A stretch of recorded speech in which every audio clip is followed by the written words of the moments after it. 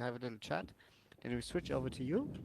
We have then the athletes representation running on stage. We have three groups of athletes being on stage, introduced and presented name by name, and they have a bit time to talk. Okay.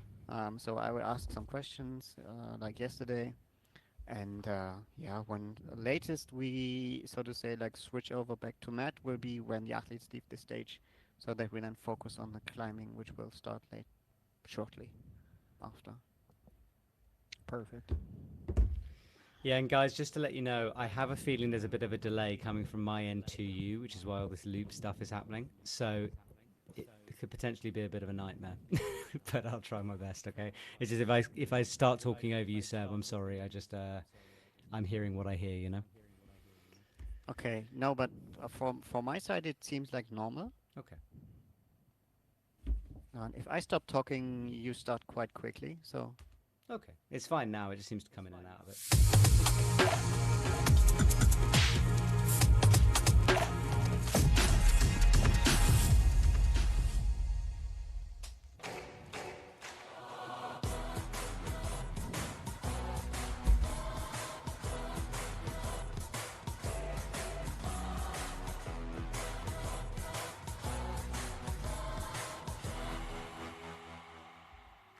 Hello and welcome to the final night of the IFSC Paraclimbing World Cup, coming at you from Laval in France. Last night we had half of our finals, and tonight we will finish things off and try to find our last gold medalists of the 2025 season. My name is Matt Groom, and I am joined once again by Seb in the commentary box. Good afternoon, Seb. How's life? good afternoon, Matt. Yeah, life is good, and we are all excited to see the finals for tonight. We have 12 more sport classes running today.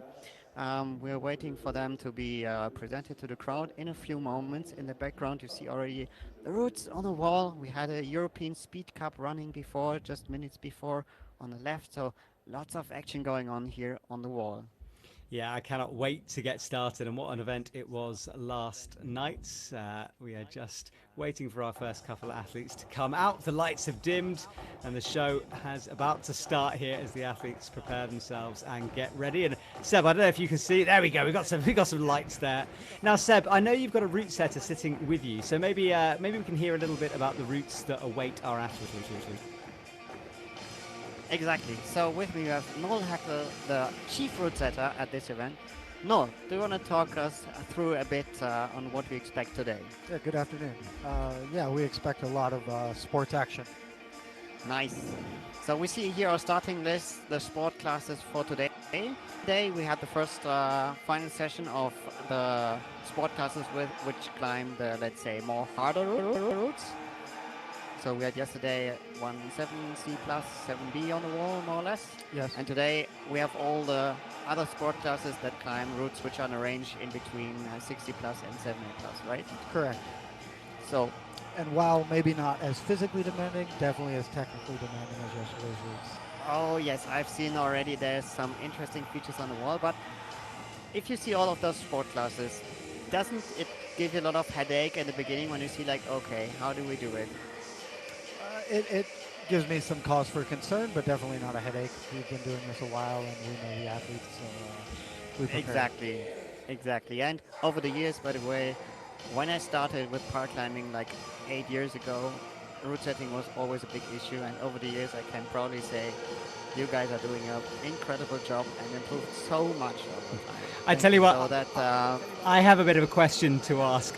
Could you just tell us about the sort of styles of the route that we have in terms of the two different routes out there on the wall? What have we got waiting for us? The left route, we have the fast start to the route, followed by a large left traverse section. And then the athletes are going to work into the roof. The roof is quite core intensive. They're going to traverse back to the right, and then a small physical endurance section as they pull the roof, and then they're going to get on the head wall, and the head wall is asking them to make the right decisions when they're climbing. Mostly 2-point attack, a third as they move, and then we go with an intense top. So now we see our first group of athletes No, wait, this is just the flag presentation, sorry.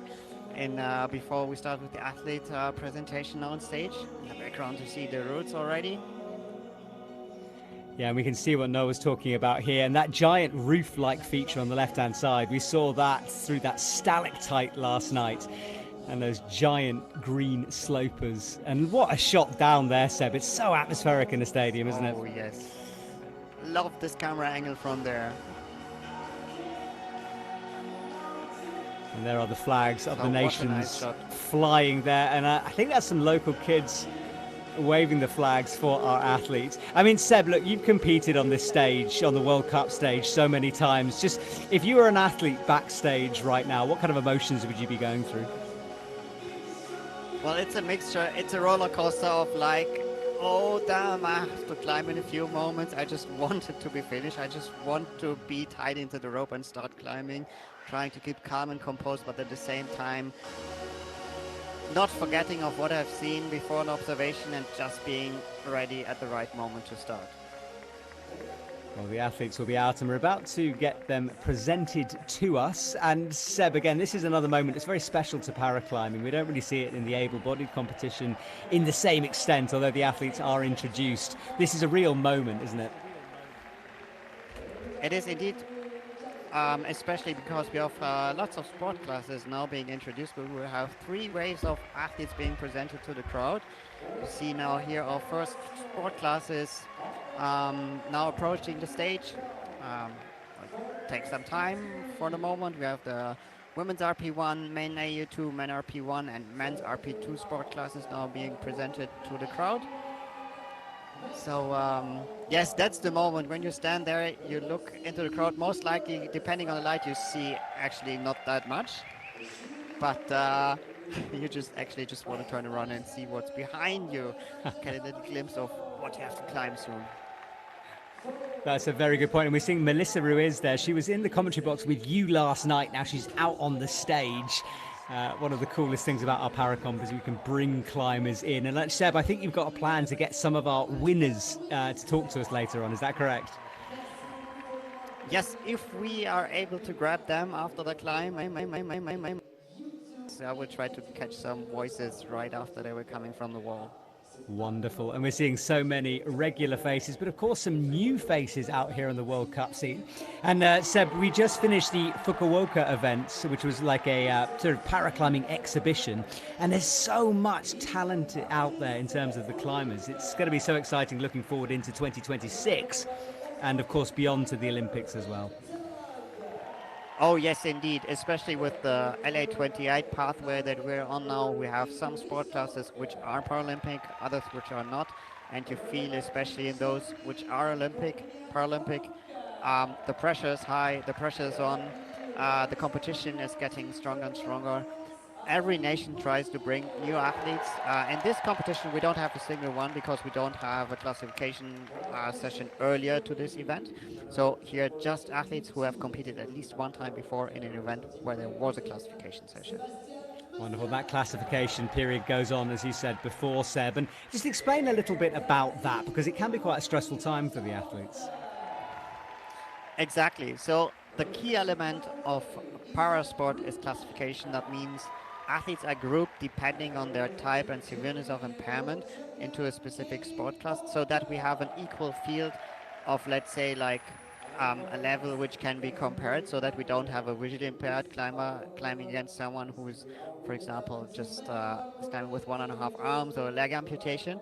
So that's the meaning of classification, that not the best wins, that the one wins who brings the best performance in comparison to his impairment, and not just the least impaired.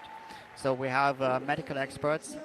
They're also experts in climbing, and we have a big group of them. And normally, especially in the first events of the season, we are running those classification sessions where those new athletes are have to undergo an evaluation session, and they have to submit medical information before. And so with this evaluation session where those experts run multiple tests on them, the sport class is determined, and after then they go into their first climb, will be observed during the climb, and then assign the final sport class. And I just saw Manny Candon then on the edge, and we have some special content with him from Seoul, where we took him out for a Korean barbecue. So if you want to go and check out some of the extra behind-the-scenes stuff we do on the World Climbing Club. And of course, Seb, you were part of the World Climbing Club recently, and I know the first show is coming out very soon. So what did you get up to in that one? Well, we talked to a few athletes on the field of play, especially a few who are in there for a few years. So I got a few statements from Urko, for example, also our world champion Melissa Roos we saw earlier, just in the presentation here before. And yeah, some more content out there. We will also have a second World Climbing Club coming up from the second finals day, and there we'll have an interview with a potential technology revolution and leg amputee climbing. Oh, I like it when you tease us, Seb. So a technology revolution. Come on, you've got to give us a little bit more than that. Well, the AL2 sport class, that means the amputation or limb deficiency for legs sport class, is the only sport class which is allowed to use prosthesis in climbing. We will see some of it later. We had the men's sport class climbing yesterday. The women's AL2 sport class will climb later today.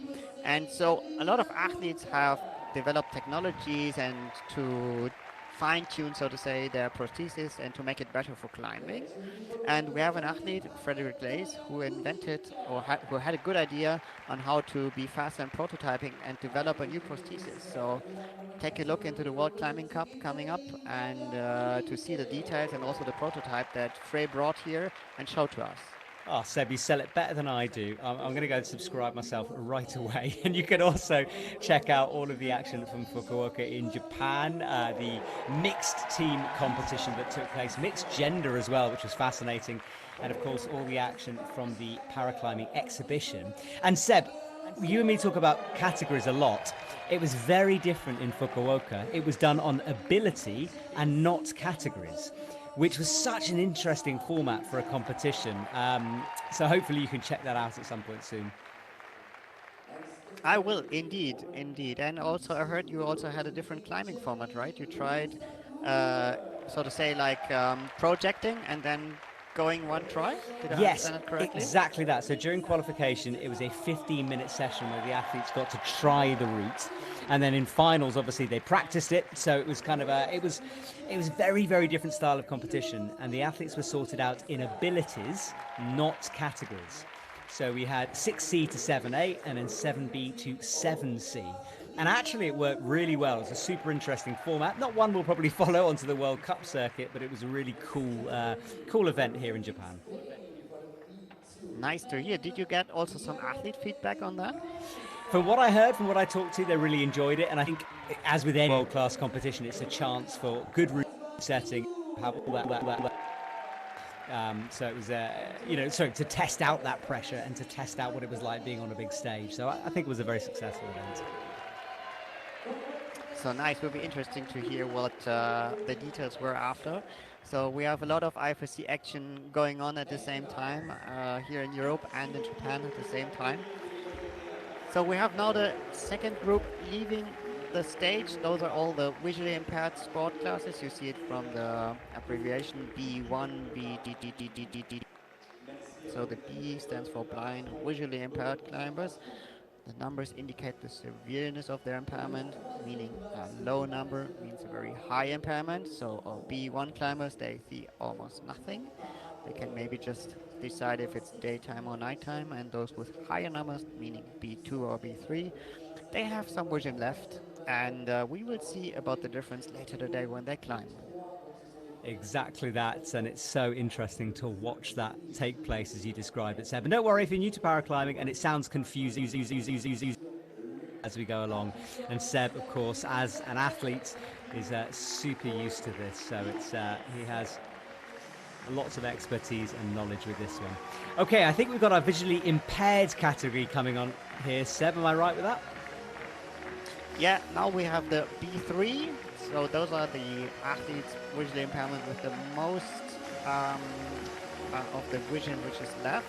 So you see them in pairs. That means one is the side guide, one is the athlete. So every athlete has a side guide who's will be on the ground and giving instructions to the climber on how to climb. So they have microphone communication with radio headsets.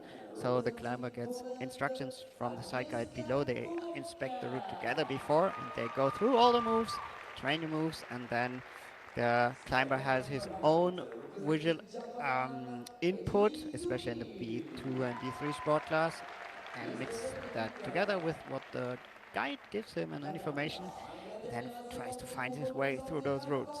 And do we still have our route setter sitting with us, Seb?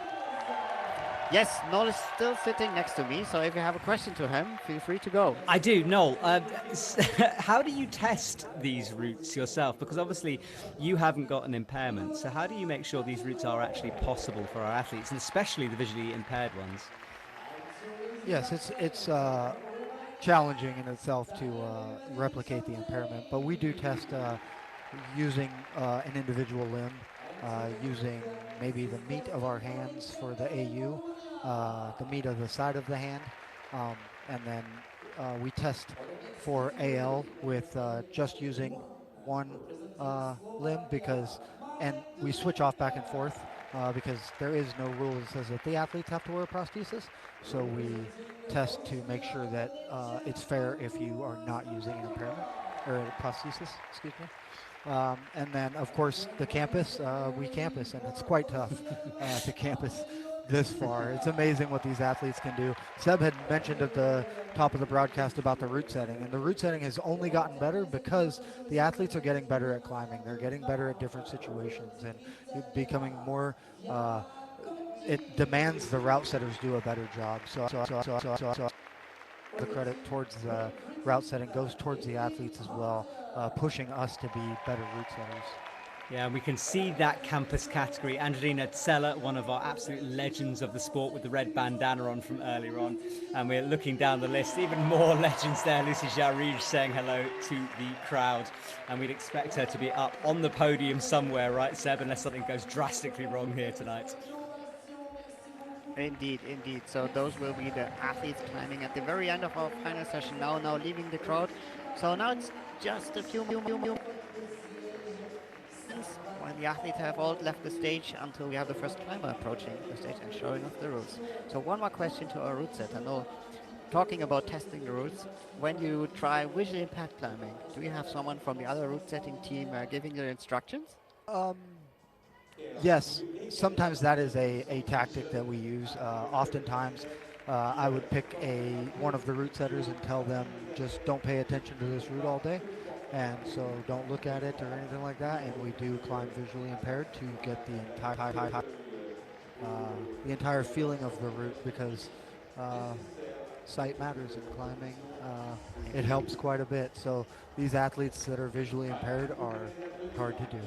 Indeed, and if you would pick a route setter who, for example, built this route, he would know so much that he would not be the right person to test, right? Exactly. He would be the wrong person he has a map in his head of what the route looks like, so we generally pick a route setter that did not set the route to give it one good push at the end to test the level with the visual impairment.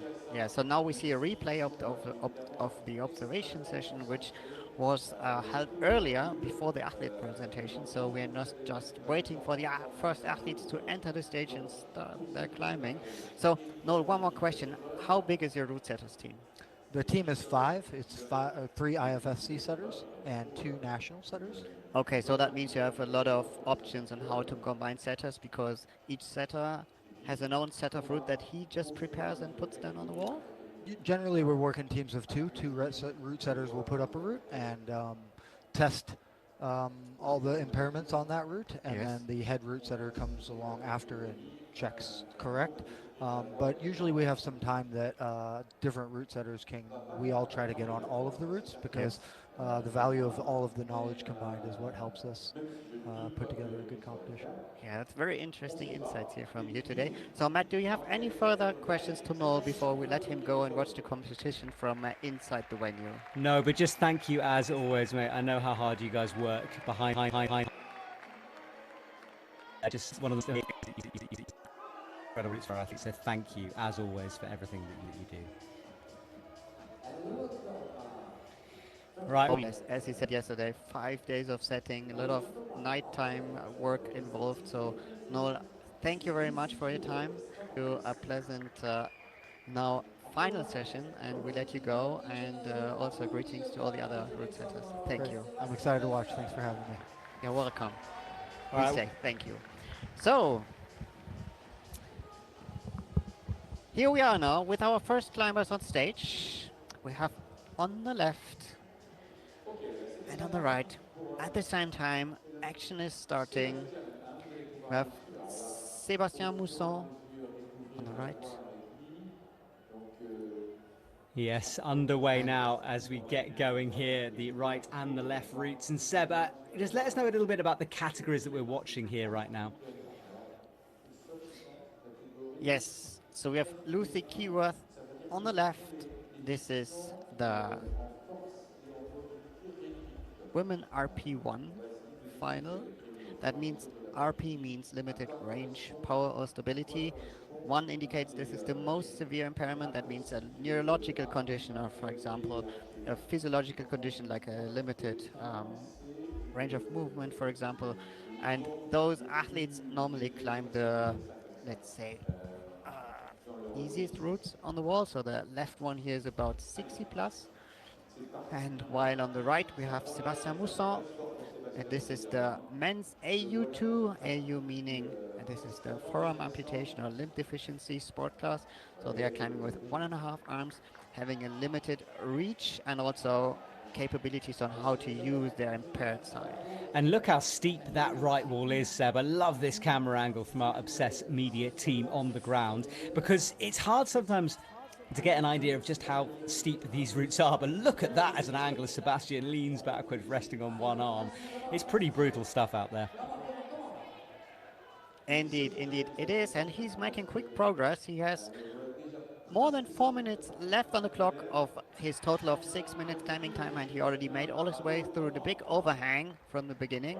Now approaching the section, which is according to the route setters, getting a power section of longer move in between those volumes and having smaller and smaller hand holds towards the end of this section. Yeah, you can see him there just breathing hard, shaking off, trying to chalk up on that middle section. And then Lucy Keyworth falls, early fall for her, perhaps just before that head wall section. A good fight from her, but her competition done. And quite a sudden fall there, Seb. Yes, well, that happens in paraclimbing. Maybe we can get a replay of that. Meanwhile, Sébastien Moussou fighting his way through the end section there. We're told, you see, those holes are getting smaller and smaller with his stumps just on this tiny edge there. Yeah, he is rested really well through this route here. No small crimps and side pulls now as he drops that right hand down in order to try to shake out. Good footwork from him as well as he brings that left foot up. And this is a strong performance from our first climber out. Oh, yes, it is. So the first climber is the one who qualified first. Of those who are in finals, the ones who come after him will be the ones who climb best in the qualification. And we lose Sébastien Mousson, but this was for sure a strong performance from his side. We wait for the confirmation of scores, Matt. Yes, I'm struggling at the moment to have a score result, but as soon as I can sort of pull it up, Seb, I'll let you know. But at the moment, just struggling to find it. But I think because our first few athletes out, it just hasn't quite updated the system yet. Oh, and here we go. As I speak, look at that. Look, magic. So, Sebastian Mousson, 39 plus was his score. Nice. On the left, Andrea Sanchez from Team Spain. Now getting ready for the route. Andrea has 40 seconds to inspect the route and to get ready to start into it. It's the moment where to, so to say, like focus, lean back, take a look once again on the route. And there she goes. Feet are off the ground. So the route setter said to us, the beginning is quite easy, straightforward. You have a good section there to get just off the deck and into the overhanging part of this route. Yeah, and she's got to beat And 20 plus is Lucy Keyworth's high point on this route at the moment. And just 4 athletes here, so very soon we'll have an idea of where our guaranteed medal positions are. indeed. On the right, we have Eduardo Miguel Chaus from Brazil, just starting into his route. Yes, Eduardo on the way here. Team Brazil, really, really strong at the moment, Seb. And we spent some time in Rio, of course, at the beginning of the season. I was with some of the paraclimbers. And that team has got a lot of potential in terms of the future of Brazilian climbing. And I can't wait to see what kind of athletes and what kind of performances they bring. Oh yes, Matt, and both sport classes that we see on screen now are Paralympic ones. So the women and men RP1 and as well as the women and men AU2 that we see on the right will be on the Paralympics in LA28. So especially in those sport classes, we see lots of new athletes, all the national teams, everyone is on the line to, so to say, like push the limit even further. And I'm pretty sure over the next year we see more and more competition and yeah, maybe interesting new faces on the field of play. Yes, exactly that. And Team Germany, of course, excited to be a big part of that Olympic process. All right, so Eduardo has a high heel up, switches it down now, pressing that left foot onto the corner of the wall. And I love this giant red sort of volume feature in the middle of the wall here. It's the exit of the big overhanging part there that Eduardo climbed really quickly through. Now not really sure. Losing the feet for a short moment, but still managing to stay on it. Sorting the feet now, having a chance to chalk up. So towards the end, the holds will get more and more crimpy and smaller. Yes, and he has moved. Andrea, by the way, has moved into the number 1 spot at the moment, her 21. Oh, she falls, but it is a provisional gold medal spot. We wait for the results to be updated, and it is 22 is her final score. Okay, so we have 2 more climbers to come on the left route. 2 climbers from Team USA, Hannah Zook and Melissa Ruiz, that we were talking to do in today's World Climbing Club. And meanwhile, Eduardo is making good progress here. We see it's getting more and more intense, bumping up towards the crimpy section there. Yeah, he is working really, really hard now. He's got to throw that left arm out. Hits the right instead. Now crosses through with that left hand. Sebastian, you said he was fighting. I can't believe he's still. This has been a great performance from him. Oh yes, bringing the feet up there, now matching hands. Oh, that left hand got him right on that side pulley, crimpy edge. Although it is sharp, it was a big move up. He loses it, down he comes. And Seb, I know you're waiting with bated breath here. So, score-wise, let's just have a little look at the overall for this one. And Eduardo does move into the top spot, but only just. Seb got a 39 plus, Eduardo with 40 plus. Yeah, all of those decisions are like, let's say, might be appeals coming up. We'll see. We have to wait. Those are all provisional for the moment. So Hannah Zook starting on the left route. Yeah, she's nicely through the bottom part of this route here. And Seb, as you said, it's not the most tricky of starts this, but over-gripping can be such a problem, can't it, down low? Yes, indeed it can be, and big holds does not necessarily mean that it's easy, especially for those who have neurological impairments. Some of them have a huge problem with those open big holds that, so to say, like pump your forearms out. And not necessarily everything which looks easy for us is also easy for a paraclimber.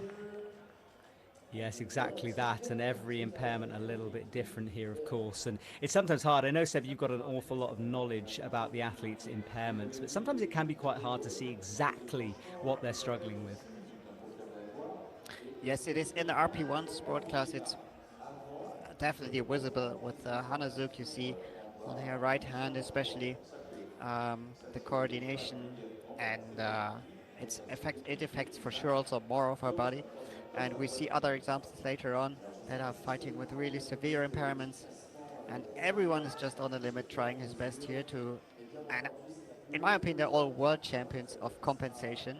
That means trying to get around your limitation, because what paraclimbing just shows is that You have a limit, yes, but limits can be pushed, limits can be moved, and the limit is not there where you think that it actually is in the beginning.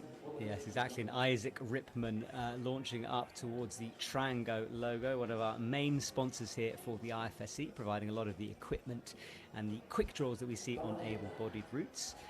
And Hannah Zook from the USA, 4 minutes 10 on the clock. And we should keep an eye on that time, shouldn't we, Seb? Because the athletes can get timed out, and it does happen occasionally.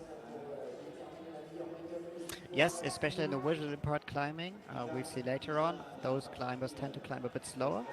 We might see some timeouts here and there, but we'll see. I think the route setters try to avoid it because we want to have a separation by ranking and not by time. But yeah, if it happens, we have a regulation for that. Of course we do. We've got all the regulations here. All right, so Hannah Zook struggling a little bit, I think, trying to stretch out that right arm and then make this transition over. She's shifting the weight onto that left foot. And in the background, Isaac Ripman onto the big red volume in the middle of the wall. And he's hesitated for a second here. I think he wants to bring his feet up a little bit. Oh, Hannah Zook goes. We lose Hannah Zook. But it was a strong performance. Matthew will get off the update of the scores as soon as they are there.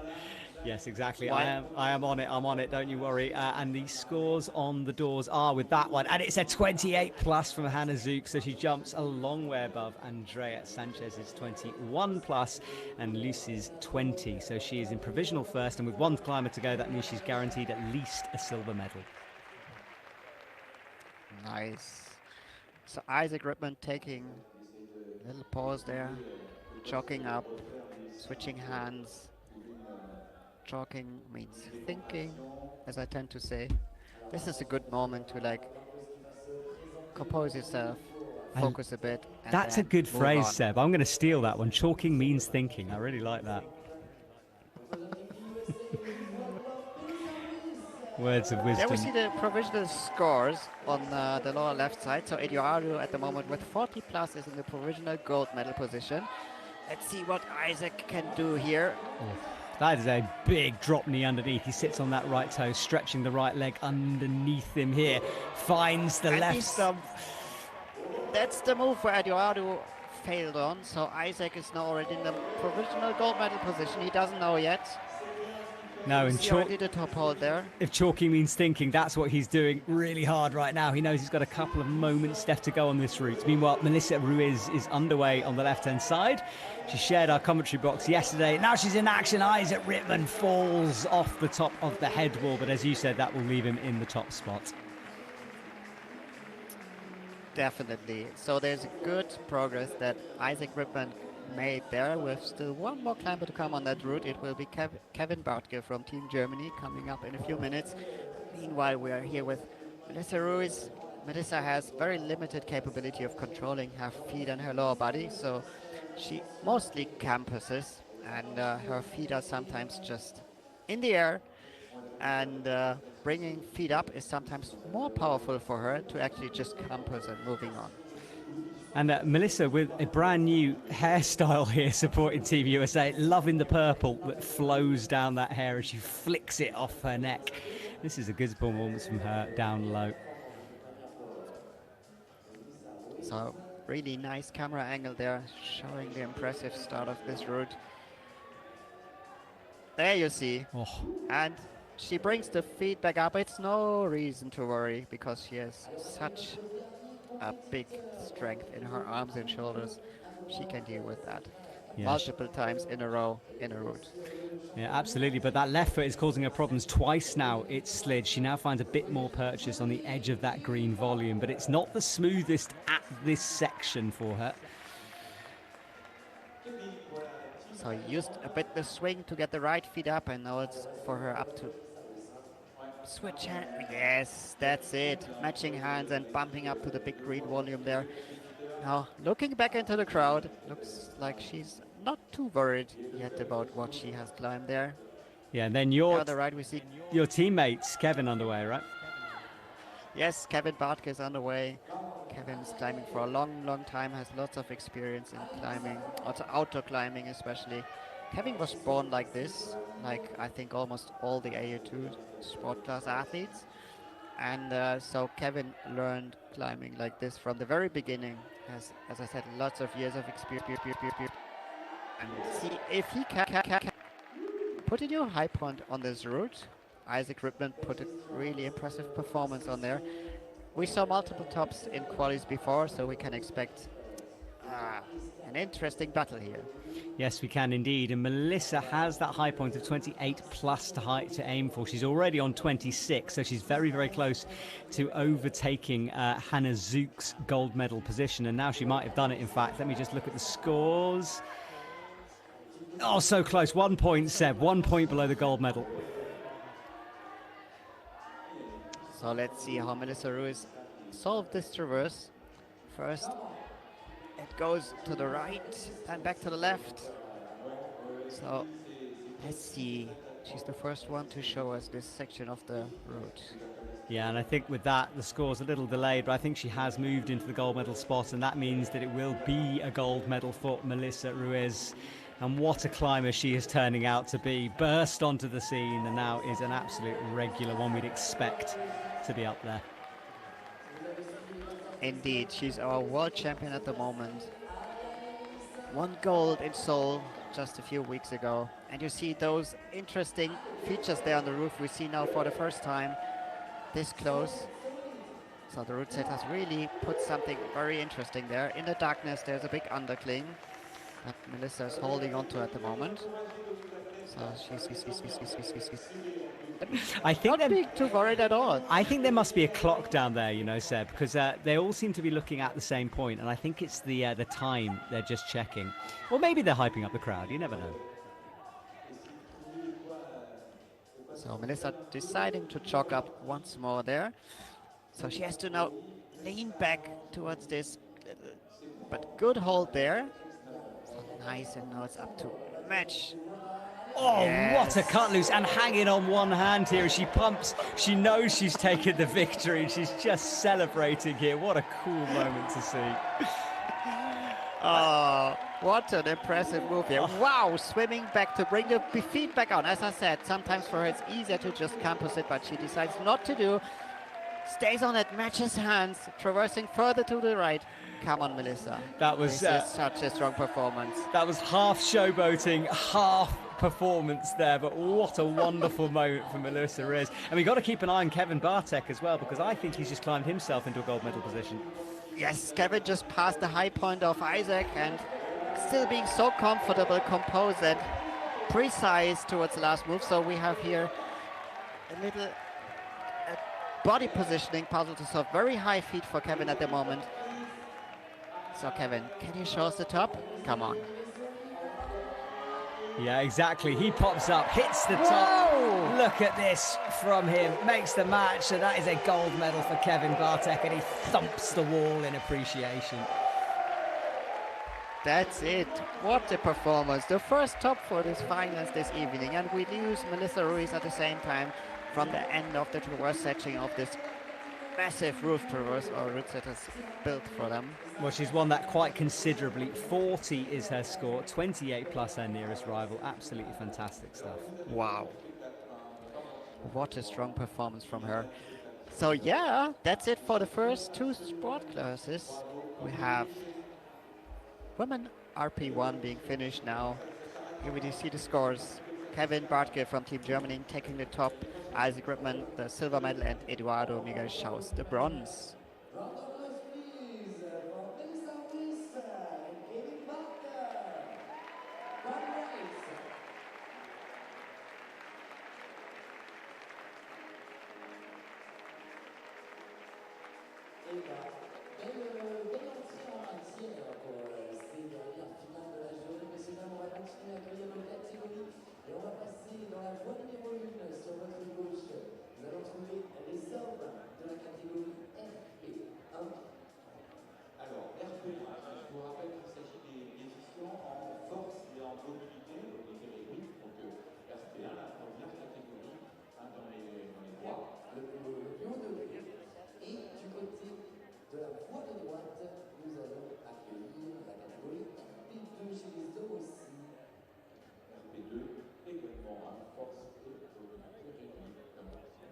So we have this little transition here between the categories. The athletes will be in the background ready to go, and you can see our belayers and route setters preparing things.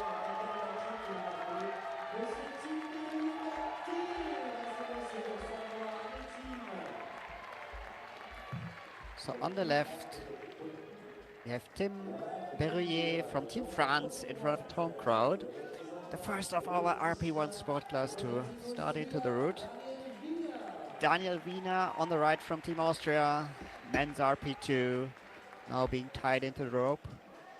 We have the RP1 on the left, RP2 on the right, and you might see also now a significant difference in between what it means, the 1 and the 2, behind the abbreviation. As I said, a low number means a high level of impairment, while the higher number is the, let's say, mid-severe impairment. We have RP1, RP2, and RP3.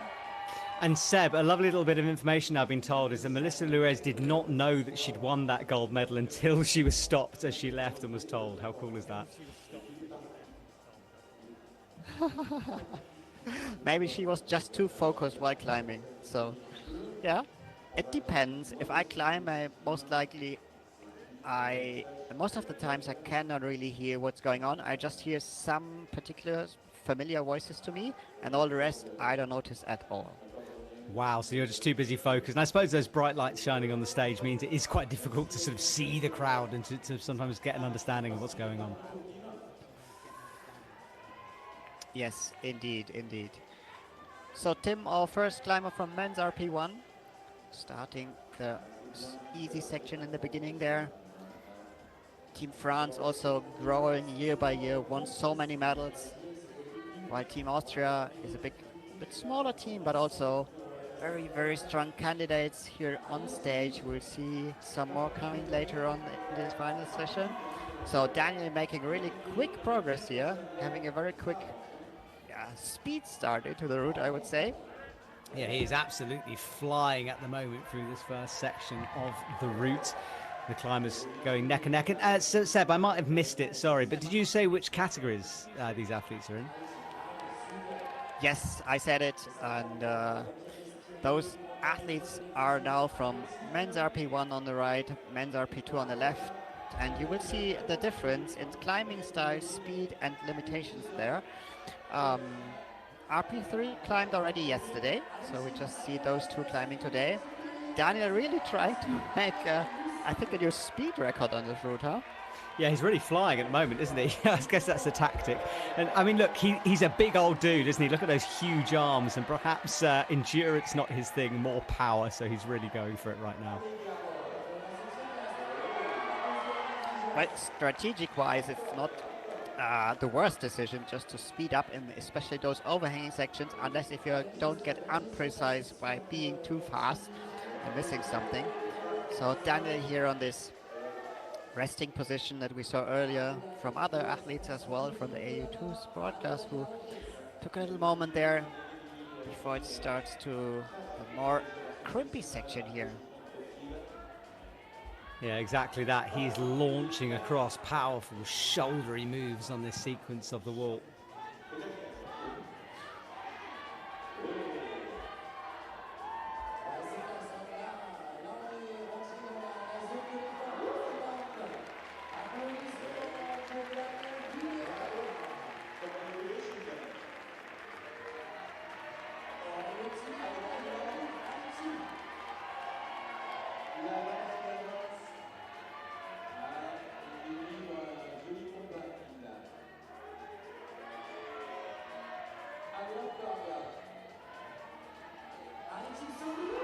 Tim falls just below that giant roof, spirals down out of shot, but that was another good climb from him, and it's all go, it's all drama at the moment, Seb. Oh yes, but those were just the first two climbers of those sport classes. We have 5 more to come on the left, and we have 4 climbers on the right. So Matt, I have a guest in the commentary box now. So please present yourselves. Who are you? Yeah, I just came off the wall. I'm Kevin Barkey from the AU2 category. Yeah, just climbing the route top. That was great. no complaints. Route setting was great. I think it was more or less equal for both sides. So I talked to Isaac previously for a short period of time, and yeah, I think well done job, route setters, and I'm happy about the results, of course. Congratulations, Kevin. That was such a strong performance. It was looking at the end as if you were like, I would say, just the route you climb after warm up, right? You always have such a technical, precise climbing style. I just love it. So we have our next climbers here on the wall now. Can you talk us a bit, maybe the beginning of the route? On the right, we have Johnny Quintana from Team USA, who's now going to start from the RP2 sport class. Can you say us something about the start here? Okay, I would say the start is pretty straightforward. Good holds, good footholds also. So it's good to find into the flow and good to to progress fast, because I mean the route is quite long actually. I think it has quite some moves going a bit zigzagging through the wall. So yeah, it's good to speed up a bit at the beginning and just climb quickly through. And yeah, I think he's soon reaching kind of a point where it's possible to shake a bit for the first time, to rest a little bit before like the roof section starts. Yeah, exactly. That's there. So, Kevin, you said like it's. Would you say it was difficult to route read this section, or was it pretty straightforward and obvious from the ground? You had 6 minutes of observation time before on how to find the right beta. I think for me it was quite obvious the route reading. There were some question marks as always a bit in the route, but they kind of resolved pretty well while being on the wall. I'm rather this type of climber who is doing like quick problem solving on the wall and not so much focusing on the route reading before. Oh, And that really? was really uh, yeah, possible on that route, I would say. So you don't, so to say, like make a plan, memorize everything you'll move, and plan what you do after. You just go, you look on the wall, and then you see like, yeah, I'm gonna touch the wall later and see how it solves. Exactly, that's like kind of my plan. I'm rather going through memorizing the hard sections I identified before as hard, and Yes. I try to keep different options in mind for these hard sections, and then I kind of select one of these options from my mind. That works pretty well for me. Nice, because can you determine from the ground on how far the distance is between holes? So if your reach is long enough to do a move or not? This is typically one of the things I struggle with most, because like with these 3D kind of volume climbing is Yes. sometimes it's really hard to estimate from the ground because you don't see it from the right angle sometimes. Yes, so let's take a look at Johnny's position here. He's looks like he found a good rest there with his hook on the right. Now trying to move on, positioning himself up there. And we see on the left, Andries Hille Otik from Team Netherlands just campusing through the roof traverse there on the left. I can't believe he hasn't put his feet back on, Seb. That's an unbelievable move from him. But do you think he's kind of got a bit too far with it now, can't get the legs back on? Well, yeah, Yes. that's the answer, Matt. It was a good try. I think for those, especially as I said, those who are neurological impaired sometimes have, if they have a problem with their lower body, it might take them more core strength to bring a feedback up instead of just campusing on. And if you are then in the wrong sequence, you have the wrong hand on the hold, I mean, then what do you do else? So Kevin, talk us through this section here. I think those are the last two good holds on that section, right? Because after it gets more and more crimpy towards the top. Exactly, holes are getting smaller, but it is not the case that it's really small holes. It's still okay holes all the way up, I would say. It's more that the pump is coming in slowly. And Okay. I think I rested a bit further down. That was for me a good resting position to like to save to regain energy for the head wall. He kind of rushed through, so we will see. But now, yeah, it's getting a bit more crimpy. Yes, look like Oh. he's struggling, coming back, looking once again on how to solve it. Now positioning himself, now shaking out a bit more, but yeah, if the pump builds up, you need to take a decision, right? Even if it doesn't feel that good. Yeah, he is absolutely redlining here, I think, shaking those arms out, trying to get something back. And we all know that feeling, right? We're all climbers. When that pump builds, you can do nothing about it. It doesn't matter how big the jug is you're holding on to, you just can't get anything back. Yeah, so Kevin, how do you deal with that once you get stressed, so to say? Like, what do you do? Is it always the option to like take a step back, or are you more the person who just rushes on, no matter if it works? I would say I'm rather the person that is kind of stepping back, trying to get an overview again, calming down and making wise decisions. That's what I learned over time, also in alpine climbing and rock climbing. So we lose Johnny there, obviously trying to get to solve it by just moving on. But yeah, I Yeah. mean, it was a strong and a hard fight here, huh? Yeah, he really he did manage to get a little bit back, didn't he? But it wasn't quite enough to finish off that climb. And we'll wait for the updated results. We were looking at Glenn Todd here from Australia.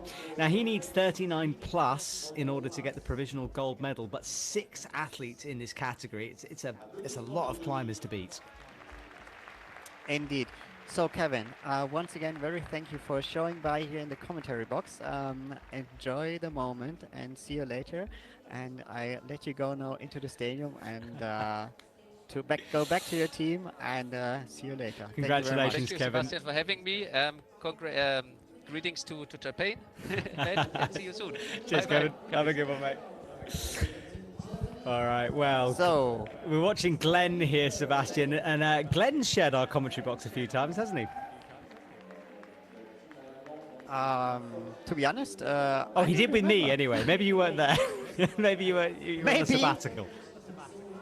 maybe yes, I was not in all case doing para commentating at all events. I missed you, Seb. When you're not here, mate, I very much miss you. But Glenn right now is going up towards this head wall change, and that roof, it's like sort of this titan thing looming above his head. It must feel really intimidating climbing underneath that thing. Oh yes, especially if you already feel the pump coming up there, and Glenn struggling there, trying to get the knee on a volume in order to position himself. Well, if in doubt, run it out or just put a knee on it, right? Yeah, that'll do. Knee will do. Let's not run it out here. We've got some top rope action. And then Philipp Horzek is underway for Team Germany. Another one of your teammates. Can you tell me a little bit about Philipp? Yes, Philip had a serious car accident years ago when there was aquaplaning. That means he lost control over his car. It turned and he had another car coming the other direction and crashed right into his side. And yes, Philip had just a very small percentage of surviving, and he luckily made it through. So he still has on one side severe neurological impairment.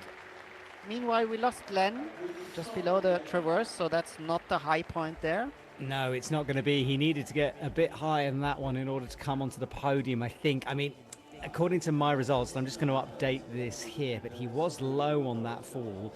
Of course, he is in provisional bronze, but that left him on 29. So just a plus behind silver medal, but with lots of climbers to go, I'm not sure that's going to be enough. Yes, we have 3 more to come, 3 very strong climbers. Let's see how it goes. So meanwhile, we are with Phil here on the right side, who just exited the overhanging part of this route. He's now into the traversy, dishes section here. Let's see if he finds also a good spot to rest there. I like the dishy section, Sebastian. That means kind of good looking in English, so I think I prefer that one. Okay, let's take it. It's a dishy section of the year. All right, well, Philip is pausing on that big white side pull. It's not a bad hole, but you really need a good body position. And look at this, he's comfortable enough to hype the audience. So yes, it seems to be a good rest. So shaking out a bit for Phil, it's as he has his left side with, let's say, less neurological precise as the right one. He very often has problems with those open holes or slopers to just control them the right way. Yes, exactly. But he did manage to fight through that moment, and he has done the control really well. And now he launches on. He's timing his rest pretty well here. Yes, Philip is one of the, let's say, very, very experienced climbers. He climbed 9A before this accident. I think even 9A plus boulders up to 8C. And he almost lost his life in this car accident. Luckily he didn't, and he's one of those examples where I say he's a winner just because he is still with us on the field of play. And he's climbing so well. So let's see, Phil. Yeah, for sure this is the new high point there. Yes, exactly. Oh, the foot. I think that was more of a foot slip than anything else there. That sends him back down to the ground. Tricky stuff from Philip Horžič. What a strong performance that his following athletes, and just one more to come, which is Manikandan Kumar from Team India, to see if he can maybe match Philip's high point. Yeah, he needs a 44 in order to do that, so 44 plus. Well, 44 would move him into the top spot due to count back. The 44 plus is what he would look for. So Kim from Norway on the left. Still looking really relaxed there in this starting section of the route. He is looking relaxed, isn't he, Seb? It was a good spot there. It's just the way he's climbing. He seems quite, those arms nice and straight. No unnecessary sort of tension in his body at the moment. Indeed. So Kim has very limited control of his legs. He's also using a wheelchair. And now entering this traverse section to the left. Sorting the feet. Now thinking a bit on how to move on with that volume. Trying to get swing into the feet and moving over to the left. That looks now like it putting him in a bit in an uncomfortable position there. Yeah, those Come on, Kim. Feet swinging around. He needs to get that left foot onto one of those yellow blobs underneath him. He dropped back down to the right, but I think certainly that would have drained some of his energy there. Oh yes, indeed. This repositioning, we saw it in his face, grimming, but still dedicated to move on. Now into the undercling and the roof. Yes. Yeah, a little flick back with both legs, and now he'll take this moment on what is pretty good hold underneath that roof. Makes the match. Yes. And that's exactly what Kevin said. If you're in such a position, sometimes it's good to go move back, reposition yourself as Kim did here, because he sorted his feet in a completely different way. Found back a good position on how to solve it, and now you see he made it until the undercling here, which seems to be like a good resting position. Just skips the hold on the right side of this volume and campusing through this traverse. Yeah, Come on, Kim. You could trying to get see the him feedback on. sort of psych himself up for that move, rested before he did it, and then launched out. But I think getting his feet back on as quickly as he did was smart. Oh yes, but every single swing you need more to position yourself. Takes a lot of energy, but that was a quick change from the to the second foothold there. So, and listen to the encouragement from Team Norway there. He's getting cheered on by every move, but that right hand on a nasty sloper, and that bump I think was important for him. Oh, and he falls there. Lose Kim there, and on the right, Manikandan Kumar. Kim was clearly pumped during the end of this traverse and performance. I mean, it was definitely for him on the limits on this, let's say, very, very challenging section. Yes, indeed. And Manikandan Kumar, the veteran of the sports, he's unsupported as well, doesn't get any funding for these competitions, but I think he told me 15 years or something he'd been competing on the World Cup circuit, which is unbelievable record. Yes, his first competition was in 2012. So almost since the very beginning, our athlete from India who won also many medals over the years. Now firing through this overhang there. You see the angle from above, such a nice camera angle. Now nearing the end of the overhang. So Mani has polio, and due to that he has very limited control over his right leg. So you will see some very creative compensation technique from Mani. Most of the time he's using his left leg, and sometimes he has to swing to bring the right to the good position from. Yes, sitting down on here. and just sort of chalking up and eyeing up the next section of this route. It's quite a sort of a technical section to come here, quite hard to read. The others took a little break there, took a little rest. Mani does as well. But it's not deciding to stay too long there. Just bringing the feet up and moving on. Now that little crimpy section.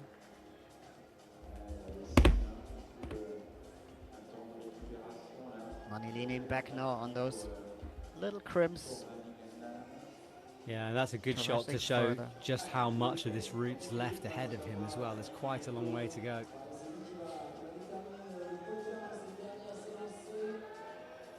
And look at this, a splits position here between the volume. Launches right, great move from Mani Kandin there as he swings those feet back into the wall as quickly as he possibly can do.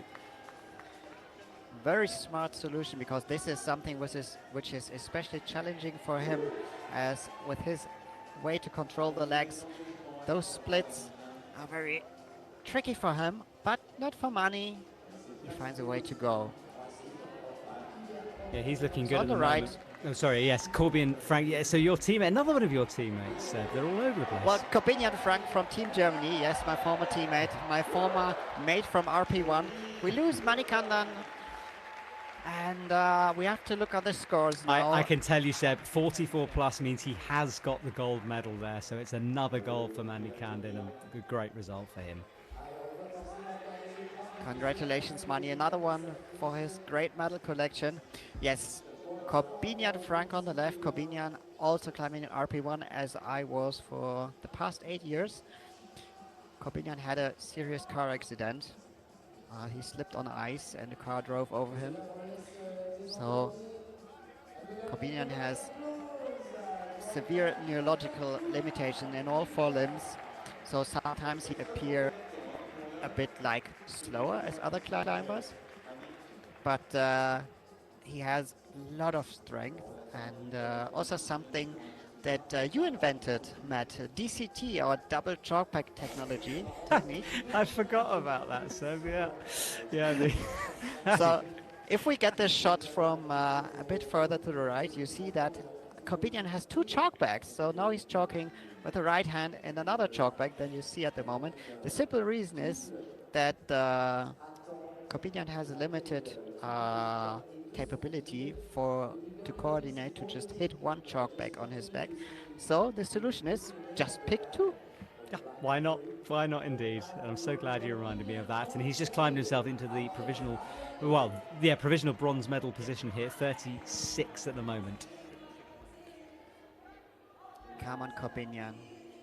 Let's see how he's able to sort the feet there. There you see the 2 chalk bags dangling on his back.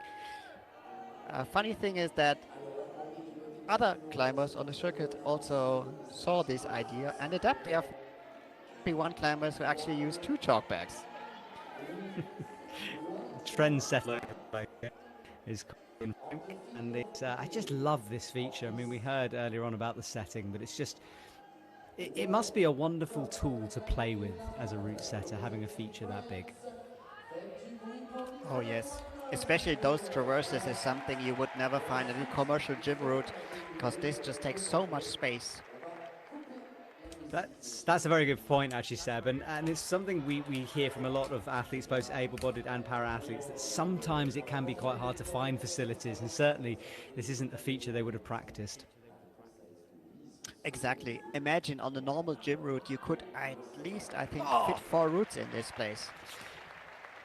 Yeah, he's upside down and down, and I think that might have left him in silver. I'm just updating here, Seb. So, yes, silver medal, so 41 plus as it stands, with just 1 to go, so he's guaranteed at least a bronze.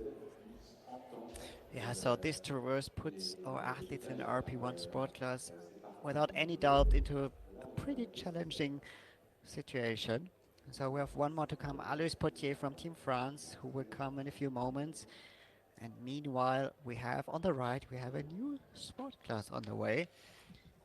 Yes, and I've noticed, Seb, men's B1. You've dropped your voice immediately, and so have the audience. So just explain the silence that we can hear right now. So now we have our visually impaired climbers. We actually don't have to drop our voice, but we just do it automatically, right? Because it feels like Now we have to be silent. That our athletes can understand the side guide in the best way. They have Bluetooth radio headsets, so the side guide is somewhere on the ground, uh, giving direct communication to our athlete here on top. Our B1 athletes are climbing blindfolded to equalize the vision, so they wouldn't see much more without any blindfolds, but just to make sure they all have the same condition, they all climb blindfolded in B1. B1 means being so severe impaired in vision that they can, even without a blindfold, maybe the maximum they can see is to decide if it's day or night time. And they fully rely on the information they get from their side guide below. And it's amazing the lock-off strength these guys have. And you could see him struggling a little bit on that sloper before he found a better left hand. And that was some smart climbing from him. And as you said, that relationship between sight guide and athlete, so important, so much trust there as well. Yes, indeed, especially Nicolas Bueno here now coming into the overhang where he needs really to make quick decisions, because every second more that you hang on those holds will put more energy out of your arms and shoulders. But those athletes, as you said before, have incredible lock-up strength, and that's especially what they train, just hanging on one hold and trying to navigate around, try and try again, and adapt and change and maybe adapt again. So on the left side, Alois Potier from Team France. Now the two teammates at the same time on the wall. The last climber from the men's RP1 sport class on the left. Yeah, so he needs 42 to get the gold medal due to countback. 41 plus for silver, or 39 plus for the bronze medal. And it must be quite strange for Alois Potier, because obviously he's climbing with a visually impaired climber, and that audience that were cheering on every move has suddenly dropped into silence. It's got to be quite eerie for him. Yes, that's Alois might be used to another background noise while climbing, but well, if I would be Alois, I wouldn't hear that much anyway from the audience. It's different for each climber. Some need the encouragement from above, others can't hear anything at all. But yeah, let's see how Alois solves that. High feet now starting into the traverse to the left, sorry. Yeah, and he had a little bit of a struggle finding that left hand a couple of seconds ago. He's recovered from that. And then Nicolas on the right-hand side enters the giant red volumes. And these volumes are going to be hard for the visually impaired, because there's an awful lot that you can touch and scan, but only a very small part of that hold is actually usable. Exactly. So the side guide gives instruction from below, and the athletes tries to execute them, but always there is some searching around and finding for the right place, especially on those volumes, because first of all, the target is not always so clear, not visible from below on where is the best spot on a hold. Yeah, so now he's found the big side pull, and we saw a couple of athletes hyping the audience from this position. So it is, as we know, a good rest if you can find it. And to my eyes, he looks pretty comfortable here, although not hanging around for that long. So Nicolas just 1 minute 45 left on the clock now. He needs to make quick progress to not run into timeout now. He has done a bit more than, I would say, 2/3 of this route. I think the pump should already be kicking in. Yeah, exactly. So we hear the French side guide in the background. Oh, that was a big moment for Alois Potier. He launched into the traverse, lost his feet as he did that, couldn't pull them back on, and spiraled off down. And that's going to leave him, I think, outside of the podium places here. But let me just reset and see. Well, that was an unexpected fall, because Alois, since he entered the field of play, he won almost everything he could. So he's also a world champion at the moment. So that must have been a pretty interesting route and unexpected outcome maybe for him. Yeah, 35 let's plus has left him outside, so he's fourth with that score. Oh, wow. Cannot remember that Alois ever competed and not been on the podium, but we lost Nicolas Moineau, the first of his sport class, with a strong performance, being applauded from his home crowd. and lowered back to the ground. Yes, and that is 40 plus for him. So obviously only 3 athletes in his category, so guaranteed a medal. Francisco and Shoaita, and you know we both know Seb how good Shoaita is, so you might need a really big score on this one. And this is confirmation of men's RP1. So Kim Rushag taking the victory with 42, Corby and Frank in second with 41 plus, and Andreas Udix with 39 plus for the bronze medal there. And Alois Potier, as we said, a bit of a mistake popping out underneath that wall. He swings off for fourth place. And then Manikandin Kunar, 44 plus for men's RP2. He leads Philip Hojek, who gets 44, so close between those two. And then Daniel Wiener after that with 40, and Jordi Quinta, 38 plus, down in fourth.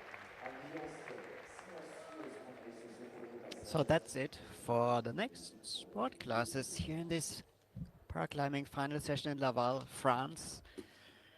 We will now have women's B1 on the left and continue with men B2. Sorry, men B1 is still running on the right. 2 more to come there, but on the left side we will also switch now to visually impaired climbing. There you see Emmeline Lacroute from Team USA just left the ground. 6 minutes time for her to get as high as she can on this route. And it was fascinating, Seb. During the Fukuoka competition we just had, as I said at the beginning, we combined lots of categories. It was more based on the athlete's ability rather than their impairment. But the visually impaired climbers beat everyone in one of the categories, just showing how strong they are. And it was fascinating stuff to see. Interesting. So we have to really look into the details there on this event.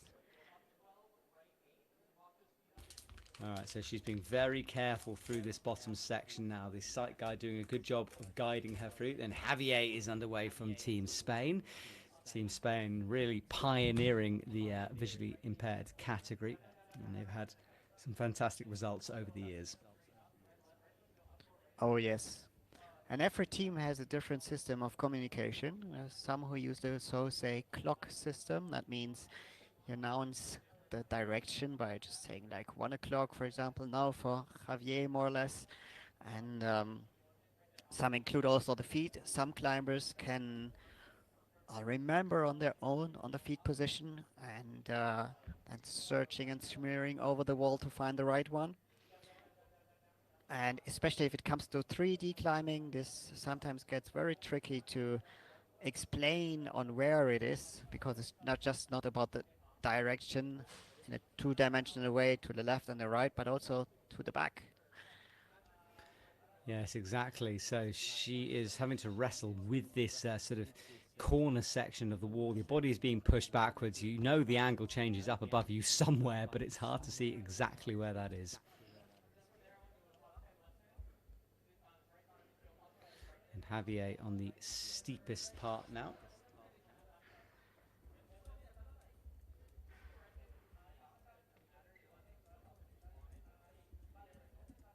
Crowd is absolutely silent now. Emmeline shaking out a bit on the there. Trying to get some rest there. Yeah, and it's Moving wonderful on shot into the traverse. Yeah, that traverse over to the left, and Javier, of course, on that steeper section. I do love that side angle, because from this angle it makes it look like he's almost climbing a vertical wall, but it's super, super steep through here. Yes, Javier is actually hanging horizontal in the roof, having a good hook there, now reaching up with his left, sorting the feet back in, searching with his hands to see where the holes are, to see where's the best place for the feet, and now doing a long move over to the right. Yeah, it was a long move, wasn't it? He stretched way back over his shoulder to find that jug. And that's the sort of trust we're talking about, because he would have listened to his sight guide who was telling him there's a jug back there, but it's quite a risky, nervy thing to do to stretch that far backwards. Indeed, this relationship in between climber and sight guide is so crucial, as the one who guides also needs to be able to, yes, say like climb this and read this, to read it, because he's, so to say, the pair of eyes for the climber. And if this would not work out, for example, if this person wouldn't even be able to climb it or to read it the right way, it would be impossible for the climber to fight the right way. Now, Javier's gone very low on this. We've seen some climbers climb up the right-hand side of this giant blob. He's gone underneath it. And this is interesting because it means those stretches are far above him, but he has made it work. Emmeline putting a very high foot there, struggling a bit for the moment, but she managed to get out of this position, shaking out. Must have cost a lot of energy there. Yeah, she isn't. She's flicking those arms. And of course, that roof, although as a visually impaired athlete, you won't see it above you, you're aware that it's coming. And we know how physical those moves are. So she's got to have something in the tank.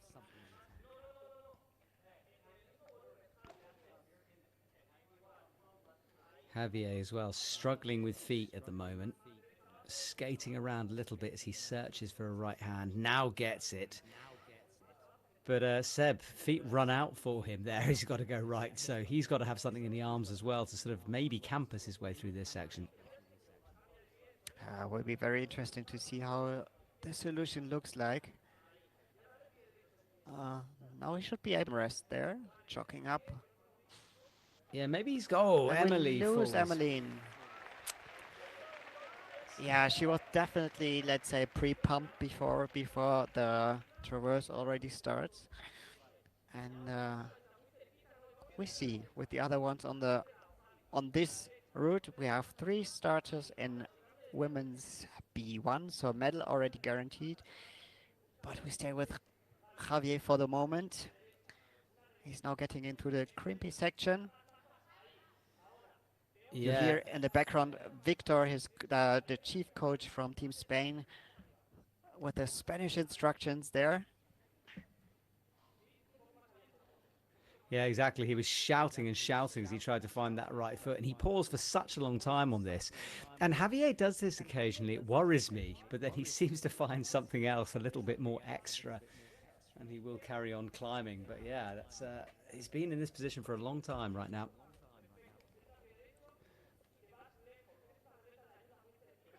So stretches up high with the left hand, finds, what is that, a bolt cover in there? Yes, it is a bolt cover, isn't it? So he doesn't want to be touching that. Yes, Victor instructed him right to go further to the right. I understand a bit of his Spanish, but he's talking so quick that I'm not really catching everything of what he says. Come on, Seb, you can live translate a site guide, can't you? We need this kind of information. Pero solo un poco en español, ¿sabes? Okay, now you've lost me. I'm confused. I said just a little bit in Spanish, right? Okay. I'll believe you, Seb. I'll believe you. Oh, he slips going up to the right hand. Big cheer from the crowd. And let's see where that leaves him exactly. So, hang on a sec. I'm doing my reset job, Seb. But for Emmeline, she was 27. Tanj is underway for women's B1, and then Javier 40, so just a plus behind the gold medal position with Shoaita to come. Oh, this will be interesting because Shoaita, he's so strong. He won so many medals. So let's see if he can get past those 2 climbing before. We'll see in a few minutes. So Tanya just starting on the left. Tanya Glusic also on the competition circuit for a few years. She has lots of experience. And trying to get the first moves dialed in. It's so important that you find the right flow in the beginning of the route. And I always love if a competition route started not just with a crux, but in a way you can just easily do without having too much of a struggle in the first few moves, because just getting the high adrenaline on the already high level adrenaline is not what you want at the beginning.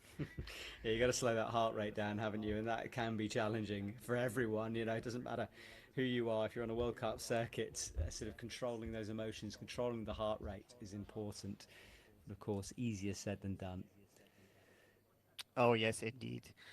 Breathing technology can help there big time, but if you're stressed, hang on, what's breathing technology? If the breathing speed, so if you slow down your breathing rate, oh, I get you. Automatically you automatically also lower your heart rate. You can try it if you have a heart rate monitor. Try on your own. Just look at it, and if you breathe fast, you bring up automatically your heart rate, and the other way around. So especially in those moments, if you're stressed, if you focus on now I breathe slow, deep, and controlled, I can automatically lower the heart rate a bit. I'm So with you, this Seb. might be, this can or may be in the end the difference in between making a move more or not.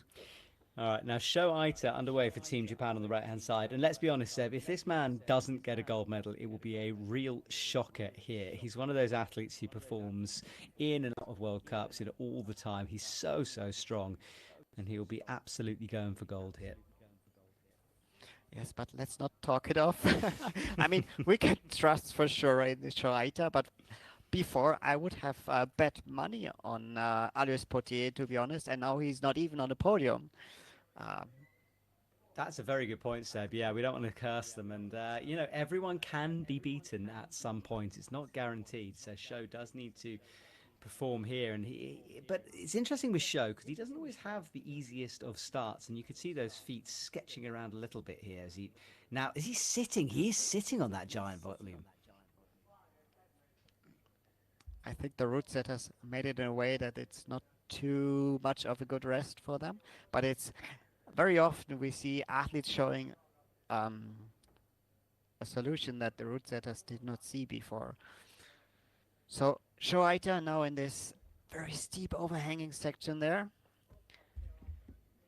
Yeah, exactly. He's hanging off. I think he's trying to get some kind of a rest there. He's trying to get something back for him.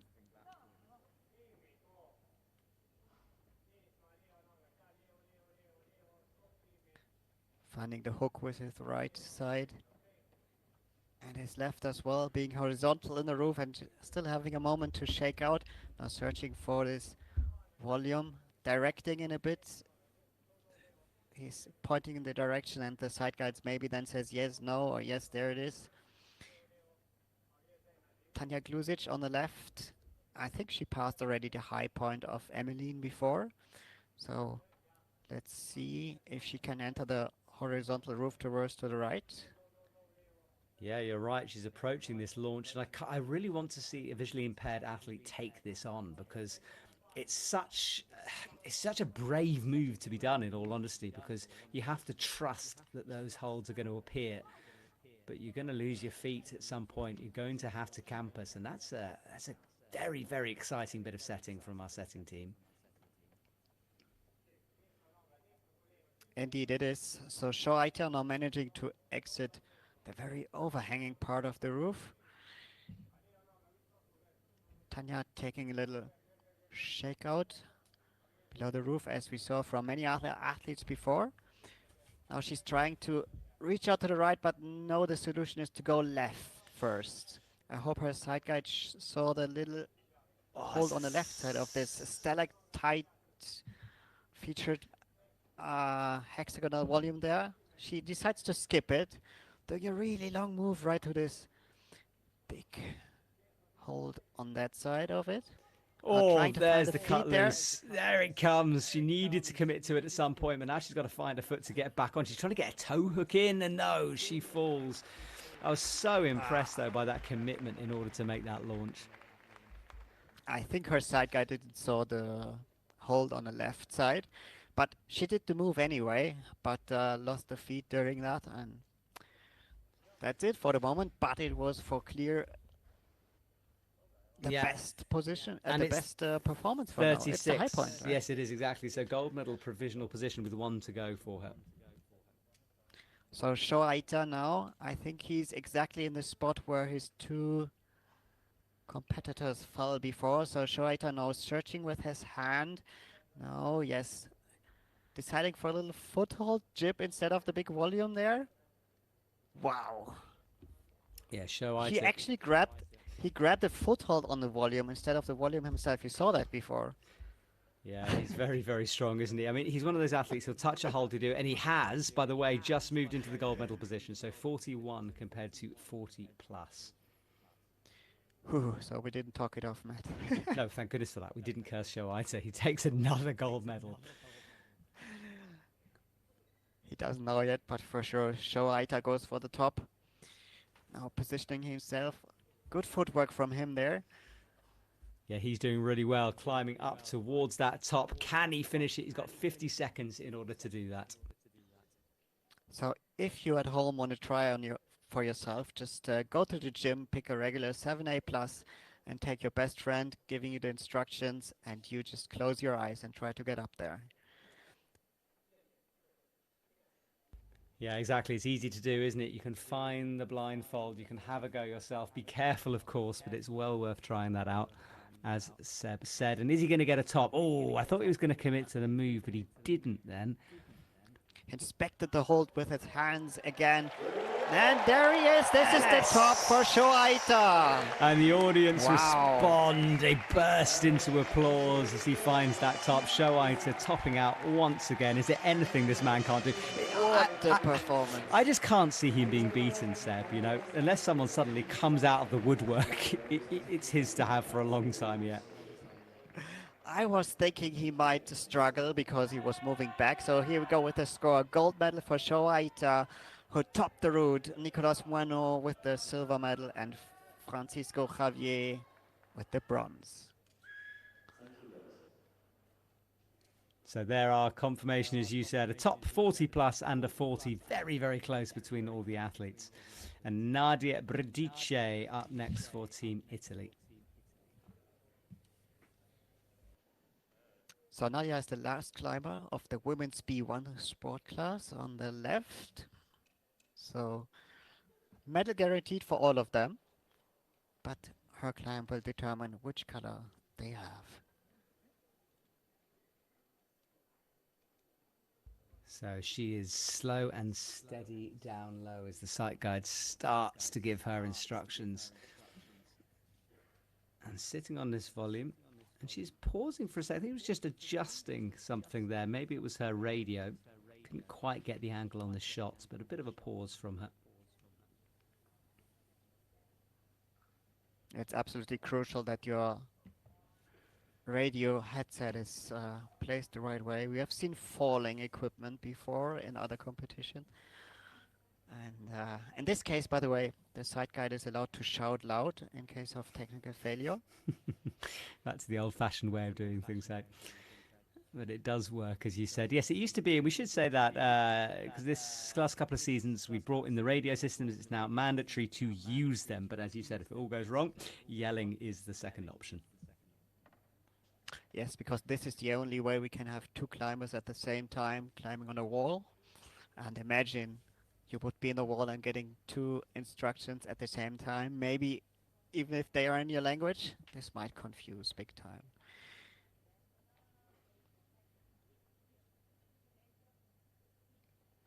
Okay, so nice and easy from her through the beginning section here. Careful with the feet. Brings that left foot up underneath. And 4 minutes 25 is plenty of time on these routes. They look long, but they climb quickly. And she's scanning up, finds that banana-shaped hold in the middle of the wall and still scanning the wall, trying to find something to hold on to. That was a good toe from her as well.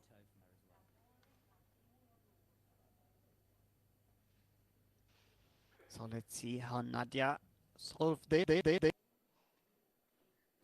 Especially a little moment here with this volume on the right, the green one there, to position herself correctly after that.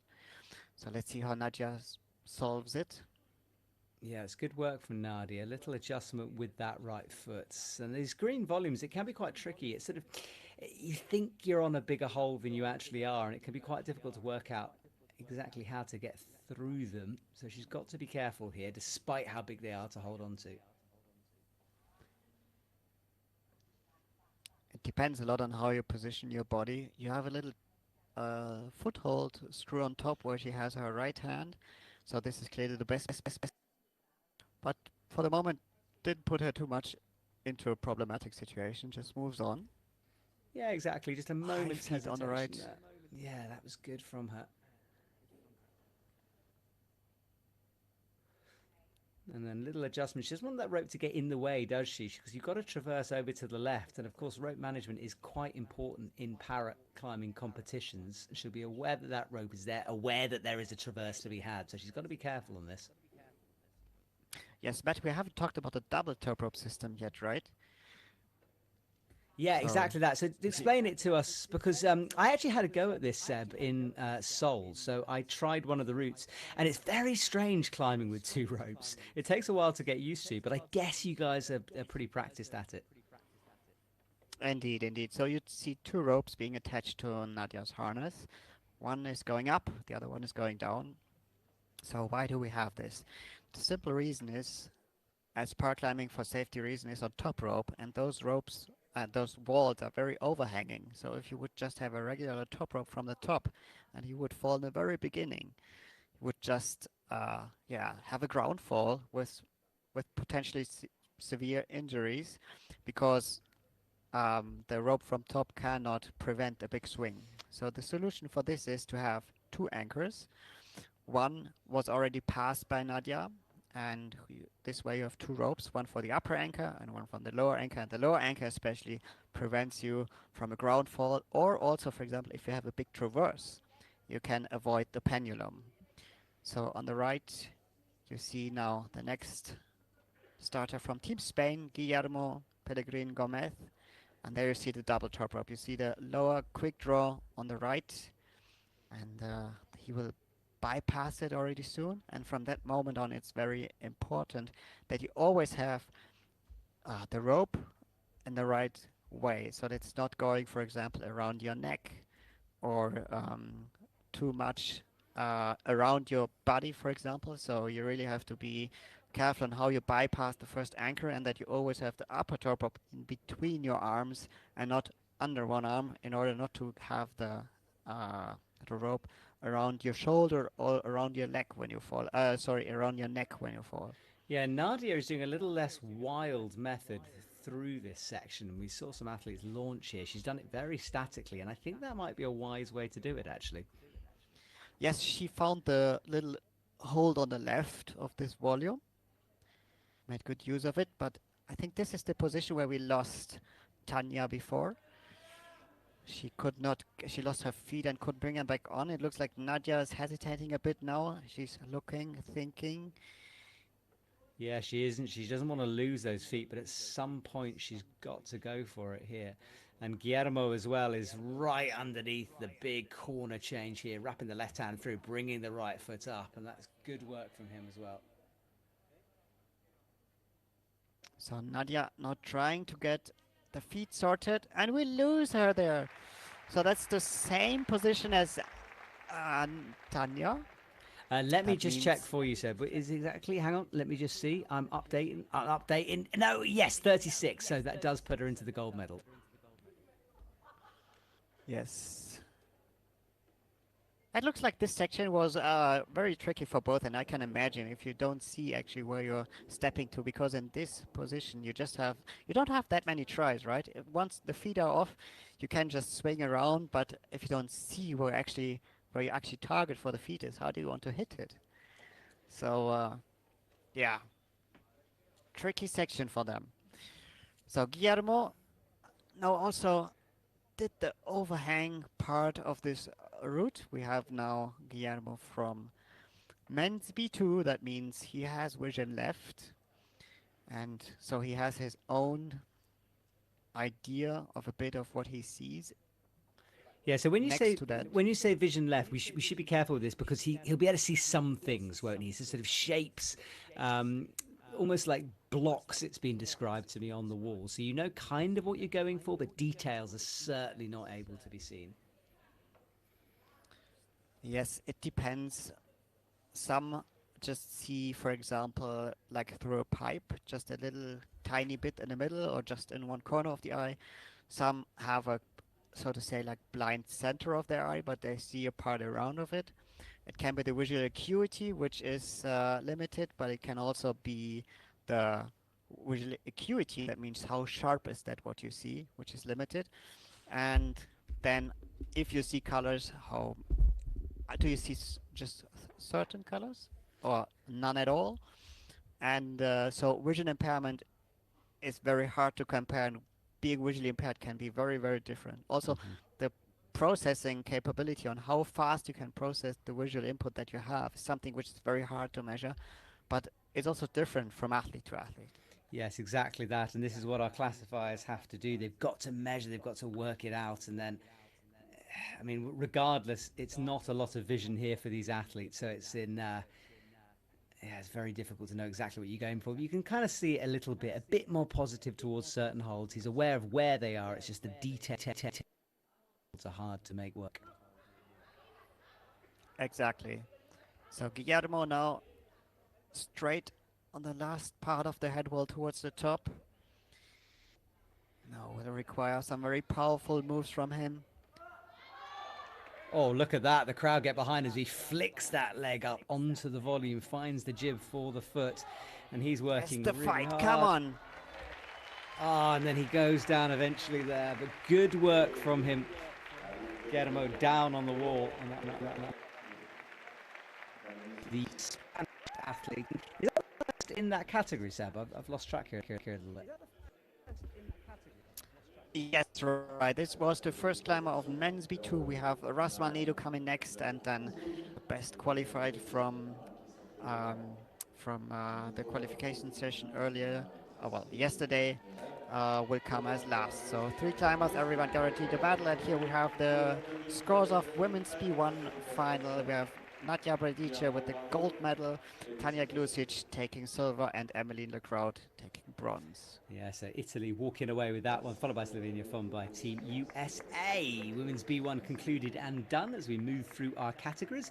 And for those of you who are just joining us, we're in Laval for the final Paraclimbing World Cup of 2025. It's been a wonderful season so far. We just finished with the World Championships. And this is actually, Seb, we are doing the last IFSC senior event of 2025. How exciting is that? Oh, really? Yeah, this is it. Didn't realize. We're finishing the season on a high here in Laval. Yes, there's still some more action to come. So several sport classes still lining up in isolation, warming up and getting ready to climb on the wall, like Razvan Nedu, who's now being tied into the double top rope system, being guided by a side guide towards the wall. And now it's very interesting to see. Now look careful how they do the first part. Now his side guide really explains him directly next to him where the starting foothold and handholds are. Razvan is touching them, and his side guide's now stepping back. Yeah, you're allowed to do that. You can touch those first holds, can't you? But then after that, you're on your own, and you can see him moving pretty quickly through the bottom half of the route here, nice and careful. Yes, Razvan's climbing style is, I'd say, yeah, dedication and speed. But here, precise moves needed. Razvan also doing other activities as well. So the whole Romanian team has a big team of visually impaired climbers, and they also do sometimes alpine adventures outside and other things. We have for many years a very strong team from Romania, especially in the visually impaired sport classes on the field of play. And they're so much fun, Seb, to have around as well. They really, really enjoy it. Whatever gym those guys go to, they will be there until the very last second. They often have to get kicked out of gyms. I've seen it happen a few times. They really absolutely adore this sport. Well, and they can say, oh, sorry, I haven't seen the clock. That's true. Seb with a wicked sense of humour here, one of our para-athletes. Yeah, I mean, but to be honest, those athletes, if you see how they actually solve those problems, especially they do have smartphones, and smartphones have, let's say, a vision impaired mode, who can then, they have screen readers, so content of websites and chat, etc., is being read to them. Or they can enlarge the screen size and make colors and contrast exactly in a way that they can read it. So it's its own science, and it's really interesting to see how they work with it. Yes, it is, isn't it? And I've seen visually impaired climbers designing tattoos by zooming into the individual pixels on the screen. It's pretty incredible what they can manage. But this is a slow and steady climb from him as he reaches over, finds the good jug, and at some point here he's going to want to sling a foot on and just take a moment to rest.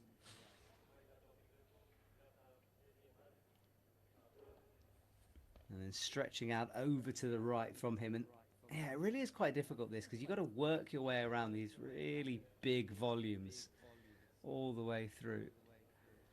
And I wonder if he's going to go left or right. I think there's kind of two options, two possible ways of doing this, but it looks like he's going to go underneath and trust that handhold. Yes, he does. Bringing over his feet. Now moving around, and there he is. Yeah, he's established. And if he can make a next couple of moves, he will be able to find himself in a resting position here. But he's just got to get there first of all.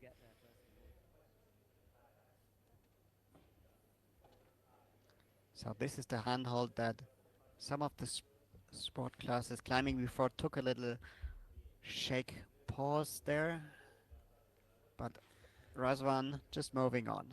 Yeah, exactly. He doesn't need much of a pause, does he? And he has got enough time. 2 minutes 45 on the clock, so about halfway through. And there's still some way to go to beat the high point from Guillermo from Team Spain, who climbed before. Yeah, exactly. And then Louise Grube underway from Team Germany. A few moves into her route. Yes, Luisa is our first climber from women's B2. Luisa, by the way, switched from alpine skiing to paraclimbing. Huh. She's yes, she was in the world of skiing before, and she was climbing already before at that time, and decided, okay, now it's time to start something new.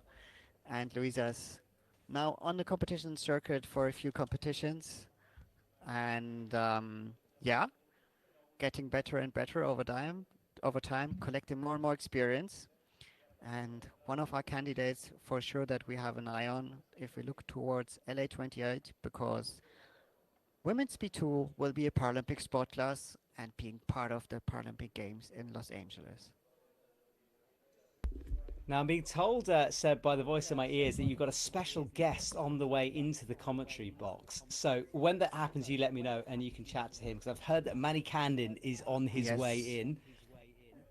exactly. One moment, Matt. Okay, so they just get set. Stick with Louisa Grube here as she works her way into this traverse underneath the route right now. The Raza Nerdu, he falls on the right-hand side with a minute to go up on the head wall. And Louise Grube keeps going here. She's finding some good feet as she works her way. Another athlete being lowered out of the shot there as she enters that section near the giant roof. As we've talked about a few times, it will be there. She'll be aware of it coming. But a lot of athletes have struggled to make this transition. Let's see how B2 saw this in comparison to B1. We saw our B1 sport class falling there right in the beginning of the roof. So with me is now Manikandan Kumar. Hello. Hi, Mani. Yeah, How do you feel? I feel wonderful now because I missed gold in Salt Lake City, missed gold in Seoul World Championship. So I'm finally, There it yes, is. yes. So this is my fourth World Cup gold, and then probably eighth World Cup medal. Wow, congratulations to that, Mani. Thank you so much. So, Mani, if you look over the past years, you started with paraclimbing, IFSC paraclimbing in 2012, right? That's right. So when we look back over the development of paraclimbing, what what what can you say? So We have come a long way. So when we started, there were only two categories. Now we have almost 20 categories. So that's really good. So over the years, we improved a lot. So a lot of people like you and other people, including athletes, helped develop this sport. So we have seen a massive growth, and we are part of LA Olympics now. So I'm sure it's going to be a wonderful event. Yes, indeed, indeed. So, Mani, you climbed the other route, which is right next to it, Luisa Gruber now, in this overhanging section there. Yeah, So, when you see it, I think you didn't have much time to look at it, right? Because your road was the other one. exactly. But what do you think? We have a big traverse here through the roof. The feet are under the roof. That's right. Good handholds there. Yeah, Now, Luisa leaving it towards up, towards the top. yeah. So I think she could manage. Yes, if she can bring her left leg up, she could go to the next one. Yeah, like that. So yeah, it looks nice now.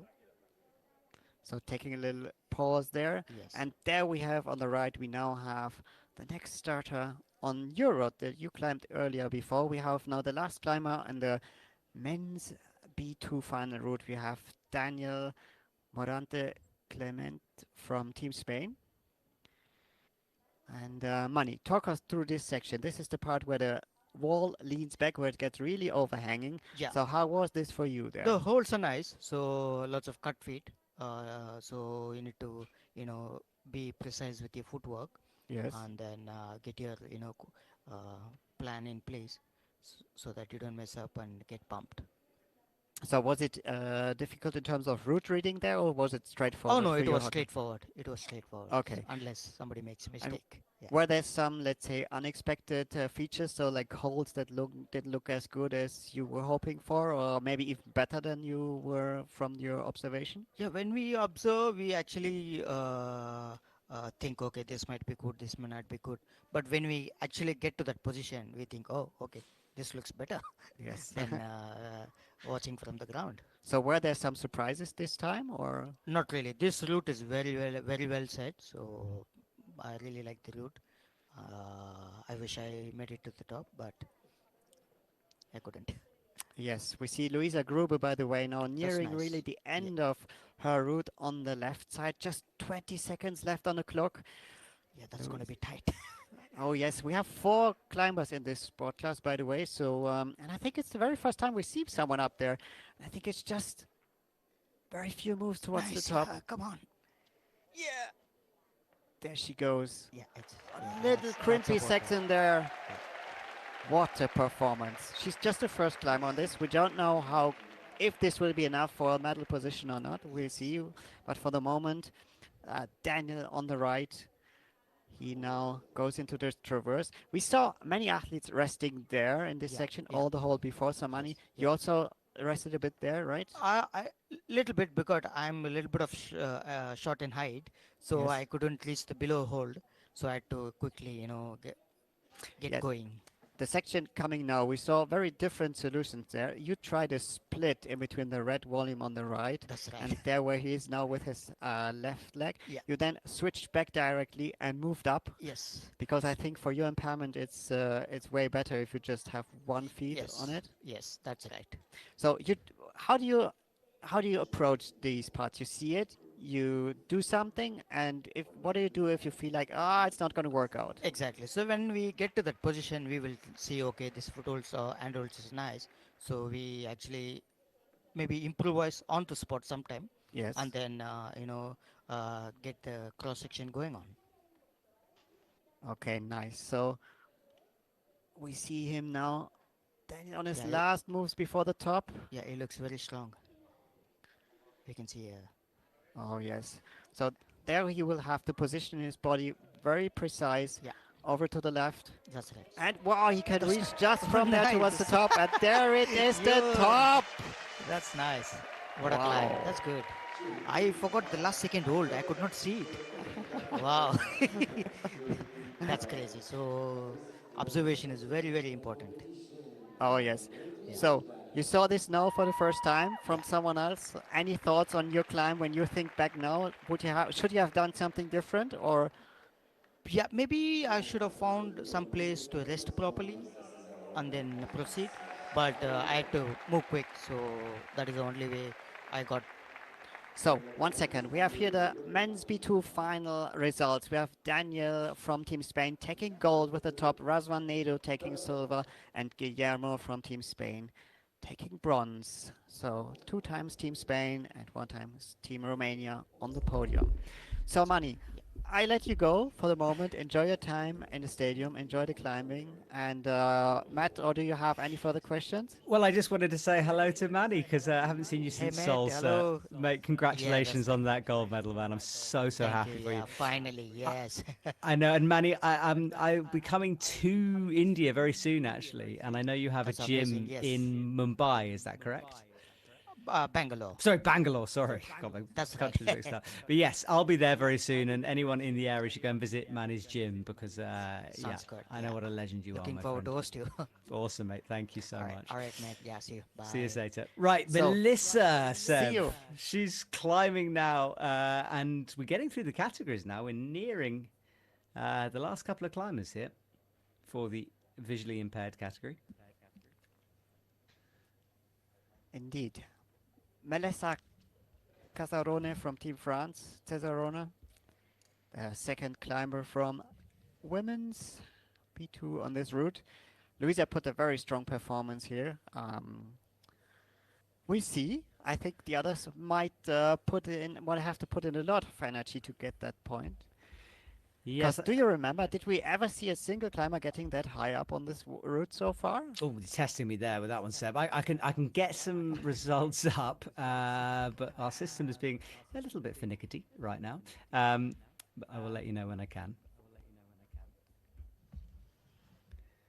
So nice for the moment. Melissa just had a good start here. Now coming to this section with the volume where you tend to turn towards the left. Yeah, Melissa's on 19. The current high point is 54 on her category. So way to go. Still 4 minutes on the clock left, so plenty of time, and look at the chalk bag. Oh yes, we've got a mammoth chalk bag going on there. Indeed. And not in terms of the size, but literally a mammoth on the wall. And then, where are we at here for the men's B? Where are we This here? is now, yes, we started right now with the men's B3 sport class. On the right, we see Kazuhiro Minowada from Team Japan starting his route. And B3 is the sport class which has most of the vision left, but still they also have a side guide giving them the instructions. But this sport class has the, let's say, best option to mix in their own visually input toward, in addition to that, what the side guides provides on information. Yeah, and I've got some appeal information for you here, Seb. Javier's score in B1, he's appealing to upgrade to 40 plus. Now, if this is upheld, he'll go from third to second, and Nicholas Monu will go from second to third. So that's quite an important appeal. Okay. Yeah, we wait for that.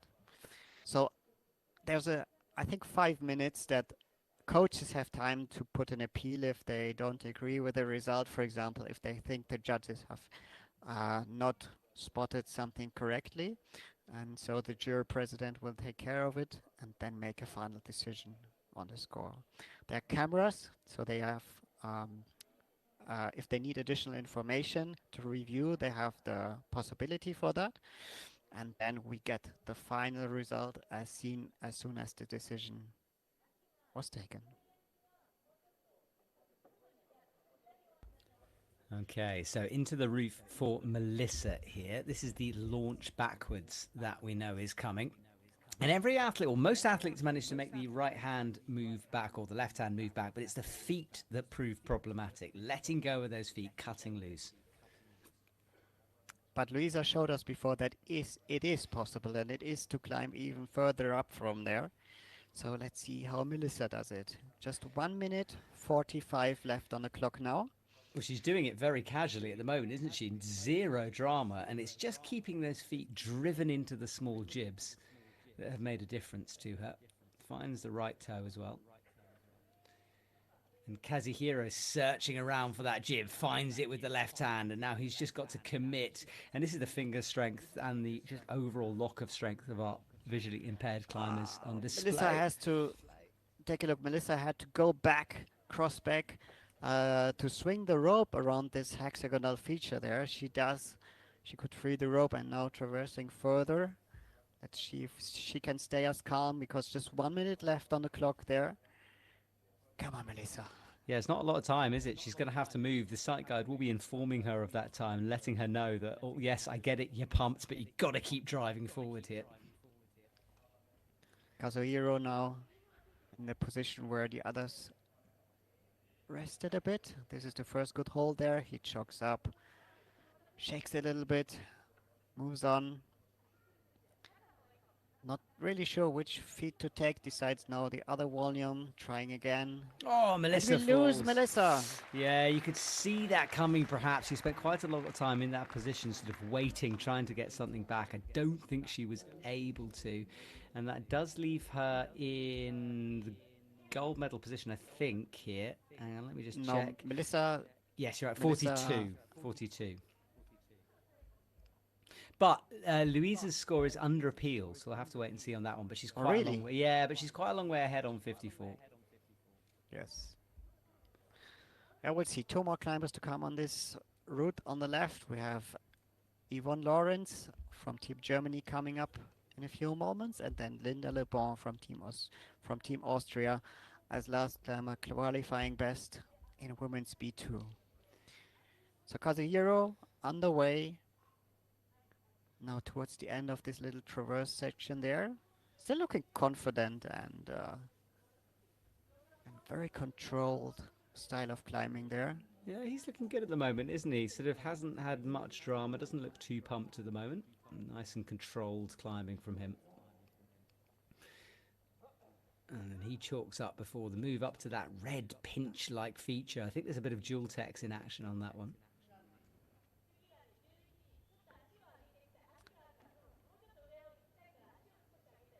Not Now long here to the go for Japanese him. instructions. He's only got 41 Yes. seconds, Seb. I don't know, man. He's going to have to really start motoring here if he's going to get these sequences done. I mean, he's the first climber on the wall, so the others first have to match or get higher than he does, and the top is not too far away. 23 seconds. Come on, Kazuhiro. Yeah, I don't think he's got enough time to finish the route, and he will get the score will be timed down. Sorry, his score will be timed from where he ran out of time. So 7 seconds to go, 6, 5. It's not going to be a top, but it is going to be a high score. It is, and there is the timeout for Kazuhiro. They might already tell him, but let's see if he like just moves on or if he wants to continue. And okay. So let's wait for the final score. The jury's gonna decide on now based on the last hold that he had when he was timed out. Here we see Yvonne Lawrence from Team Germany. Yvonne took a little break, was not at the World Championship, but now back. Yeah, and his score's been left at 45. So I haven't got a top out in front of me exactly to tell you exactly where that was, but that was his score there. And as you said, Yvonne underway, the penultimate athlete out on women's B2. She's got to beat 54, so a long way up this wall. Oh yes. Let's wait for the outcome on Louisa's appeal, on the appeal on Louisa's score, but it's still a long way to go there. Yeah, So exactly. Yvonne now in the traverse towards the left.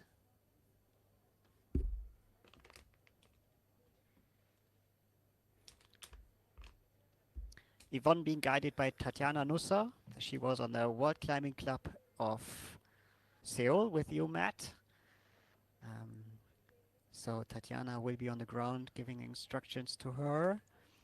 Now, oh yes, pretty you were right. We straightforward. interviewed her, didn't we, during this Yes. during the Sol? I remember. Yes. I was trying to think which bit of content you were talking about then. We did quite a lot Yes. during the World Champs.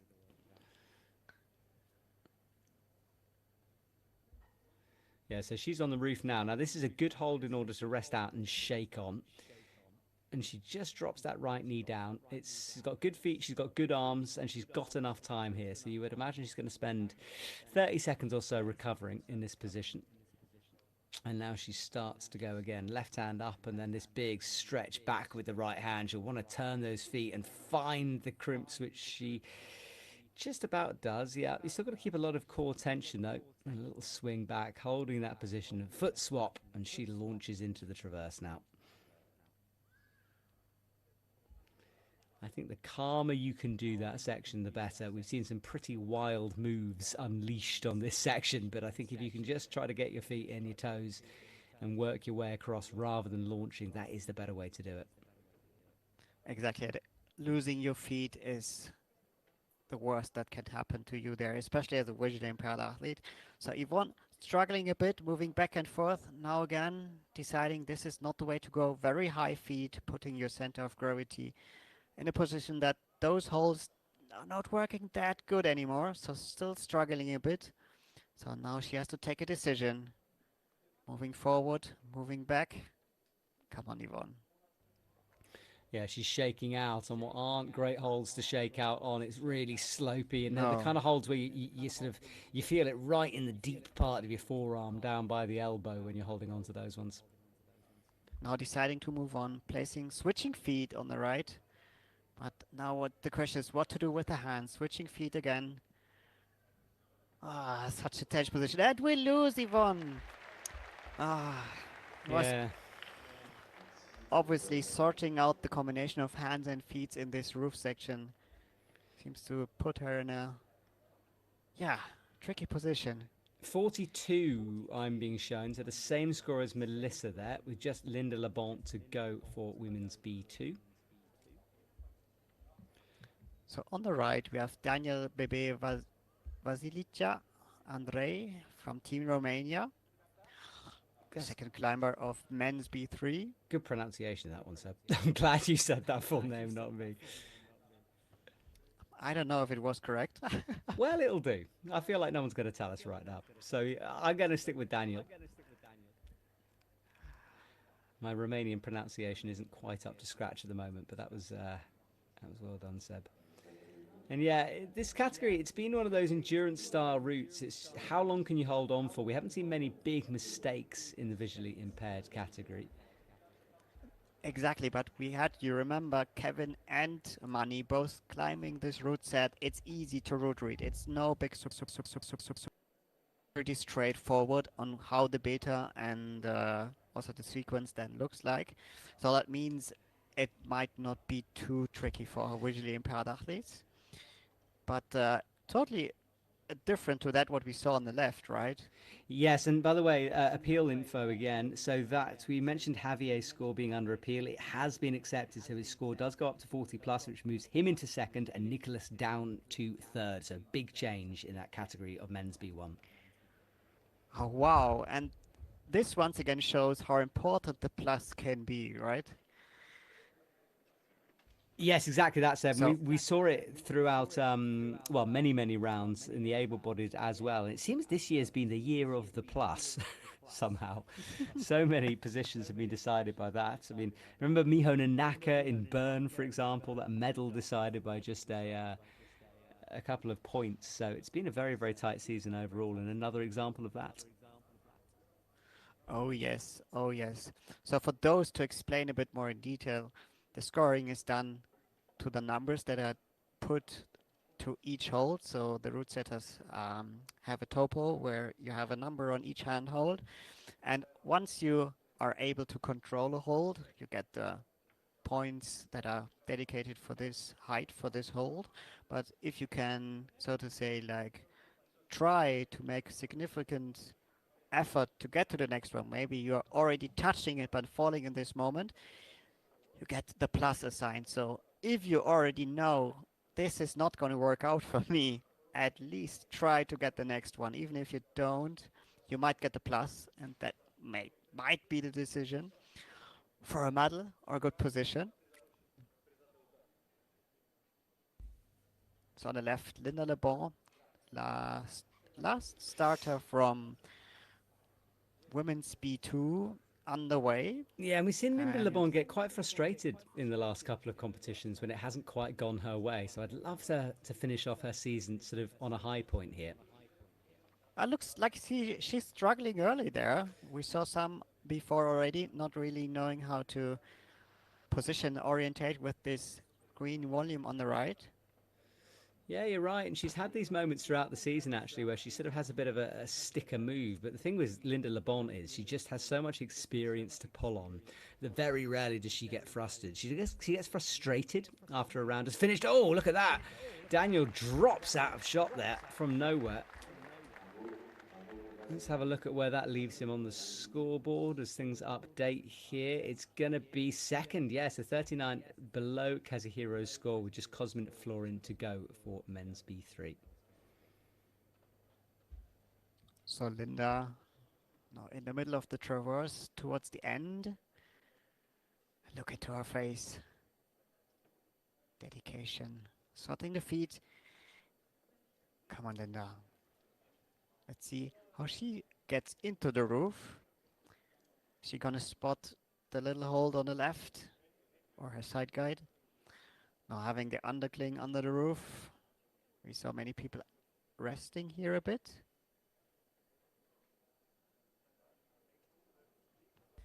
Yeah, she's having another rest here in this section.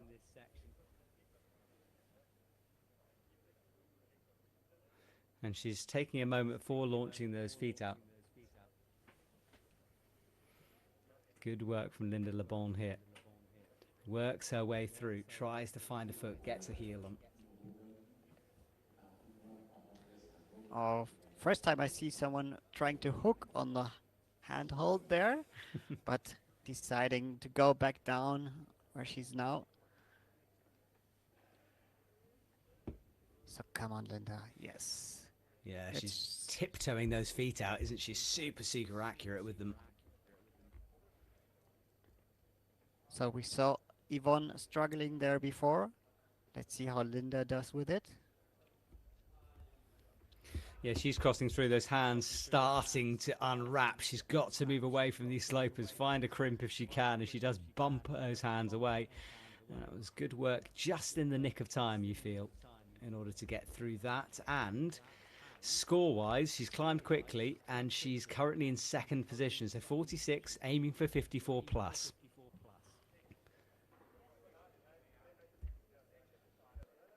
So Linda now out of the uncomfortable position under this roof traverse. Yeah, up towards the head wall. We haven't been up here for quite a long time here. There's some big, big pockets to come. More like underclings than anything else. You need to bring your feet up high in order to utilize those holds.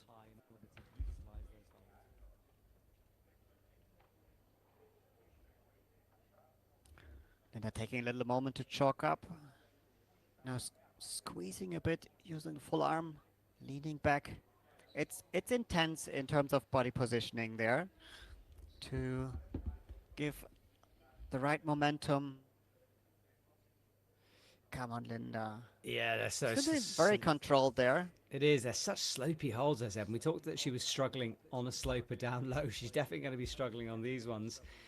But score-wise, she's so close. 50. She needs to get to 54 for the gold medal. On the right, we see Cosmin Florin from Team Romania.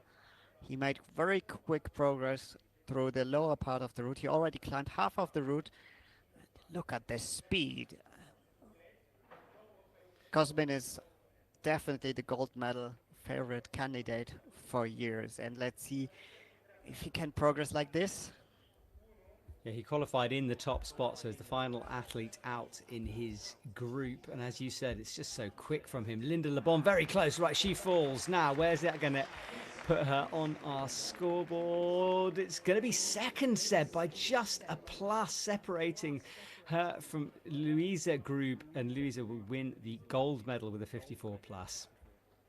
Wow, and imagine Louisa qualified fourth from the qualification session. That means she just sneaked, well, she made it last place, who got into the finals, and now winning means she made such good progress and such a good work in this final route in comparison to all the others. And I remember in the exact same position there. And we see the top from Cosmin.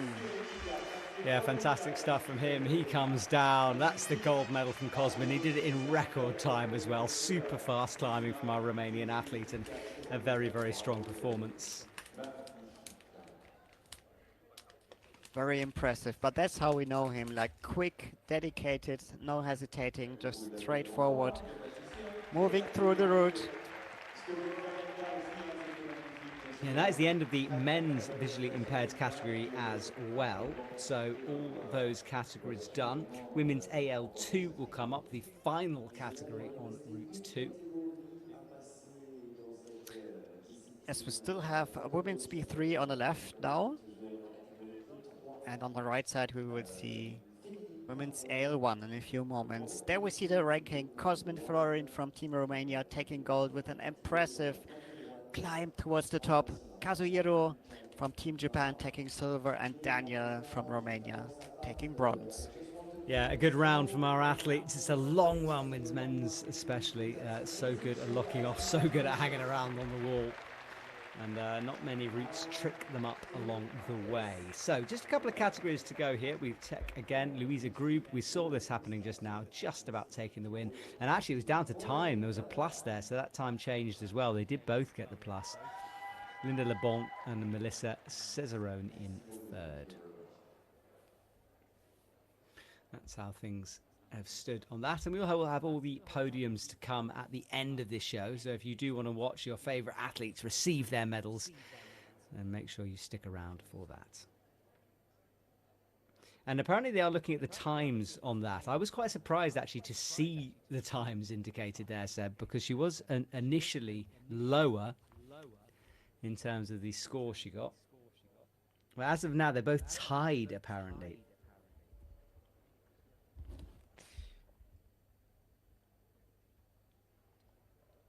But those scores are still provisional, no? It's like at the end of the round, there are 5 minutes for potential appeals. And I also saw like there was a tied third place. So we have to see. Yes, and it will get sorted out at the end. Yeah, exactly. It's sorted out before the podium, certainly. But right now, it's just a little bit up in the air. So on the left, we have Agnieszka from Team Poland. Our first climber from women's B3, so the least visually impaired climbers. Yeah, and there are three athletes. And Seb, can you explain to us, why do we have different numbers of athletes in certain categories? It depends on how many athletes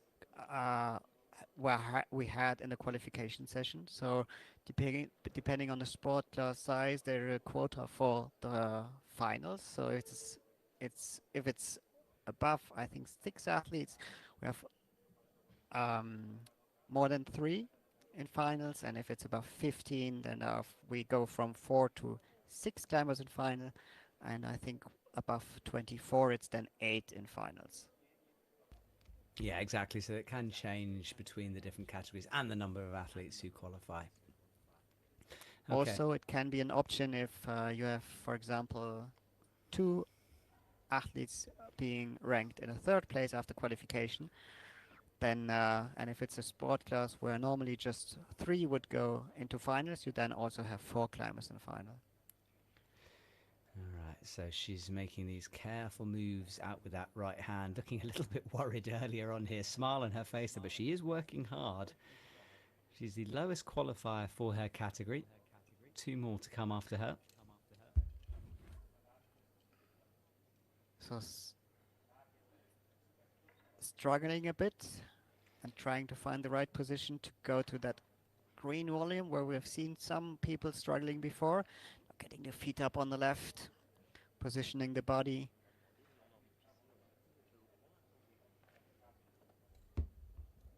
Higher feet. And now she tries to grab up, but obviously this puts her in a bit like a difficult position.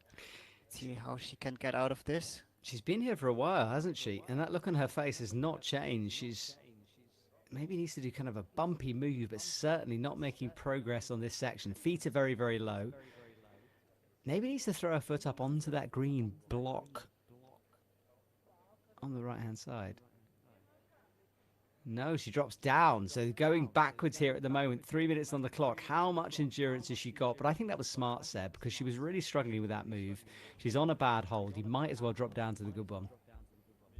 Yeah, now she's looking like she could really like find herself back in a moment. Now trying to sort the feet in a different way than before. Trying to get the center of gravity closer to the wall. But that high feet might push her off. Yes, she decides to take the foot back. And there we lose her. Yeah, just got stuck in that position. Had time, but couldn't figure out the move. And that's a shame for her. So what could be quite an early fall. We'll have to wait and see, of course. So with So 20... two more climbers to come. Yeah, and 21 was her score, so not the highest for sure.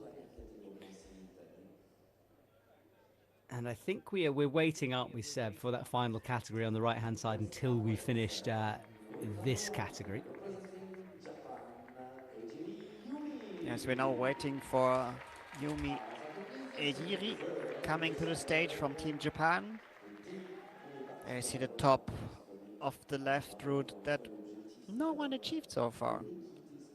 That's a good point. Yeah, no one getting to the top up there yet. You never know. Two more to come for the visually impaired category. Right, and after that we have men's AL1, the last sport class of the day coming up, and maybe we see a top there. Bit Stay of campus tuned action, hey? with us. Yes, the last sport class will be our AL1s who will campus the route and see how far this is possible. So Yumi now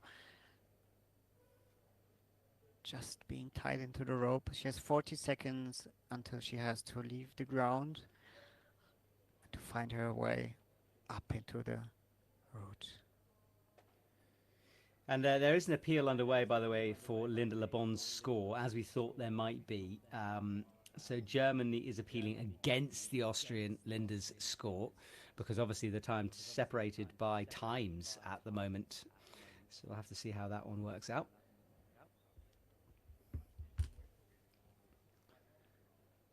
And then Yumi is underway. Now, 21 is a fairly low point that she's got to aim for. She won't know that it was a low point, of course. And also what was interesting is, the other climber was there for quite a long time. So she might sort of been tricked into thinking she got much, much higher than she did. But just 21. That was her score. Yes, but timing can be like misleading because just because it took long until you just because you had to wait long before you can climb just does not necessarily mean that the other competitor before climbed high. It can be just, for example, for logistic reasons that the competition got a little pause. There can be a technical incident. It can be just that someone climbed really high. Yes. Yeah, exactly. But this is not the only reason. Also, like if, for example, the crowd cheers, you don't know exactly if it was really your route or is the same running that good in sync that it was actually the other route. So yes, you can try to get as information before, but you can never be sure that this is the way you think. Good point, Seb, yeah. Although I'd imagine they try all they can to try to guess and work that one out. I certainly...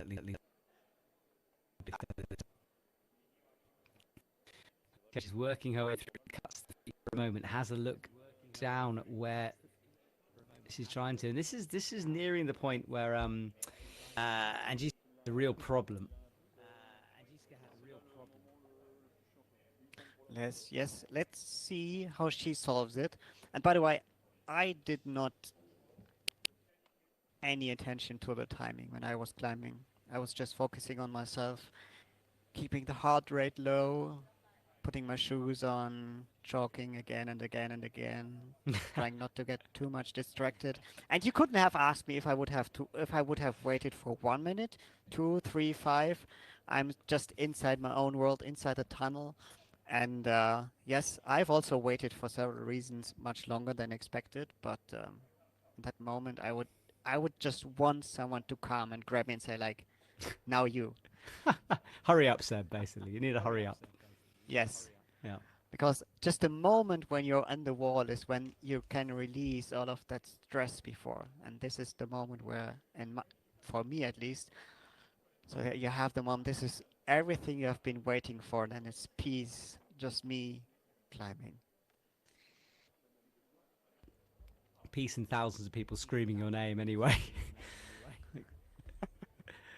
And we keep talking about you, Seb, as a climber, and I know that there was a bit of disappointment from you this year by missing out on the German team for the future. But have you got half an eye on a possible comeback? Are we going to see you on a World Cup wall soon again?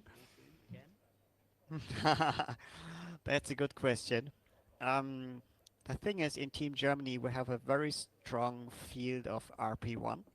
So we have 5 starters in RP1 this season. This is the maximum you can actually have per country. And number 6 is already waiting to join for next year, and there will be more, I guess. I'm pretty sure. And well, the scoreboard says that my result was not sufficient anymore to keep up with the top group, so to say, from this sport class. And yes, you have a range of impairment which goes from 2, and I'm for sure one of the more severe impaired climbers in my sport class. And I was aware of the fact that this might come one day. With the Paralympics on the horizon, it's pretty clear that if the field is getting more and more dense, the chance of scoring high is getting lower and lower. And this is actually what happened. And I was prepared for it, and I'm happy to still be here together with you, Matt, now in a completely different role. So I would say, like, how does it say, like, if one door closes, another one opens? And I'm pretty happy to say that in this case, it just happened, and it happened really, really quick. Fair enough, Seb. Well, you will be missed if it is the last time for you on the circuit, but we definitely appreciate your expertise here in the commentary box. Now, Yumi has got 1 minute 10. It's been a fairly slow climb from her so far, but she has got into provisional gold, so guaranteed a silver medal with just Elsa to go in this category. So 56 seconds, counting down the time now, and a head wall to come. She's got amazing endurance to be on the wall for 5 minutes straight. Also struggling a bit to find the right sequence here. But still looking not too pumped, right? Like stretching the left arm a bit, looking again, jogging again. Yeah, she's going to get Changing timed the body out on position. this before anything, I think. 30 seconds, it's not going to be enough time. And as I said, the pace hasn't quite been there, but it might be enough. She's more than double the wall ahead of her closest rival. Yes, and it's at least a silver medal position for her. So now she's trying to get up there, but no, this is not the way. It's going further to the right. No, Come on, Yumi. she spent the 30 seconds on this position here. She's going to get timed out in 6 seconds' time. Oh, might have been another plus there, though. Could be vital. You never know. Oh, she's got it. This could be crucial. Is the jury assigning her that she controlled this hold actually on the right? We have to look carefully on the scores. Yeah, it's not going to count from here onwards, though. I don't know if she knows. And I think has realised that she's been timed out. And yeah, it drops down. Yes. So 1 to go on women's B3.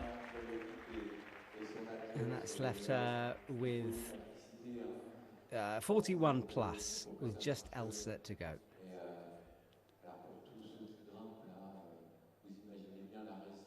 Yes, Elsa Boutel-Menard from Team France will be the next entering the stage. The last climber for women's B3 on the on the left route. We're still waiting for women's AL2 on the right to start. Maybe they are waiting for the visually impaired sport classes to finish. Yeah, I think they are, so because usually the cheering really gets going, doesn't they? So I think maybe they were just realising that perhaps that wasn't the most sensible of decision once you got visually impaired athletes on the wall. But there's a big cheer as she comes onto the stage. Our top qualifier for this category. For women's B3, so she's got to beat 41 plus, so that's the circle slopers just after the roof sequence.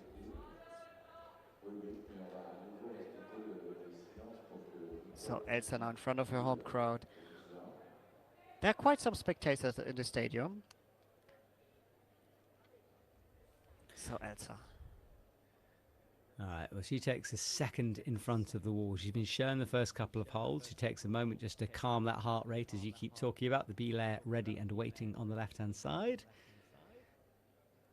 Gets the nod and off she goes. So underway on our final athlete of the visually impaired category.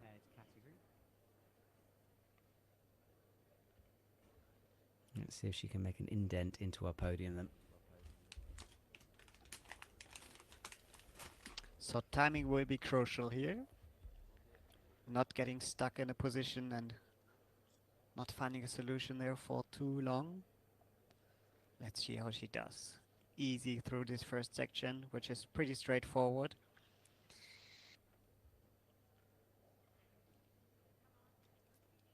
Yeah, there are some big jugs to be had here and some big volumes to hold on to. She's climbing nice and fast, which I think is smart down low. It's not difficult down here, and if you sort of trust the sight guide, trust what you're doing, I think moving fast into the roof section is the smartest way to go. And we saw this hold, remember, a couple of climbers ago really catching her out, but so far she's looking good. Putting the feet up now, reaching over to this volume, and now it's getting an interesting first starter of this sport class. Struggled there and we lost her there. Let's see how Elsa does with that. Interesting grabbing technique of that volume, but it works for her. Yeah, kind of wrapped the hands around, didn't she? But moving very, very fast through these sequences now. Didn't put too much of a problem for her. Now into the traverse to the left. The crowd is all silent. It's always so tense when our visually impaired climbers are on the wall. But this will be the last visually impaired climber. So after, everyone may again shout, be loud, and giving the room for all the emotions. Yeah, the volume's going to be turned up a notch. And by the way, Linda LeBon takes victory in that category. And then Grube and then Lorenz. So the appeal was rejected. The ranking stays as it is. Time making a difference for them.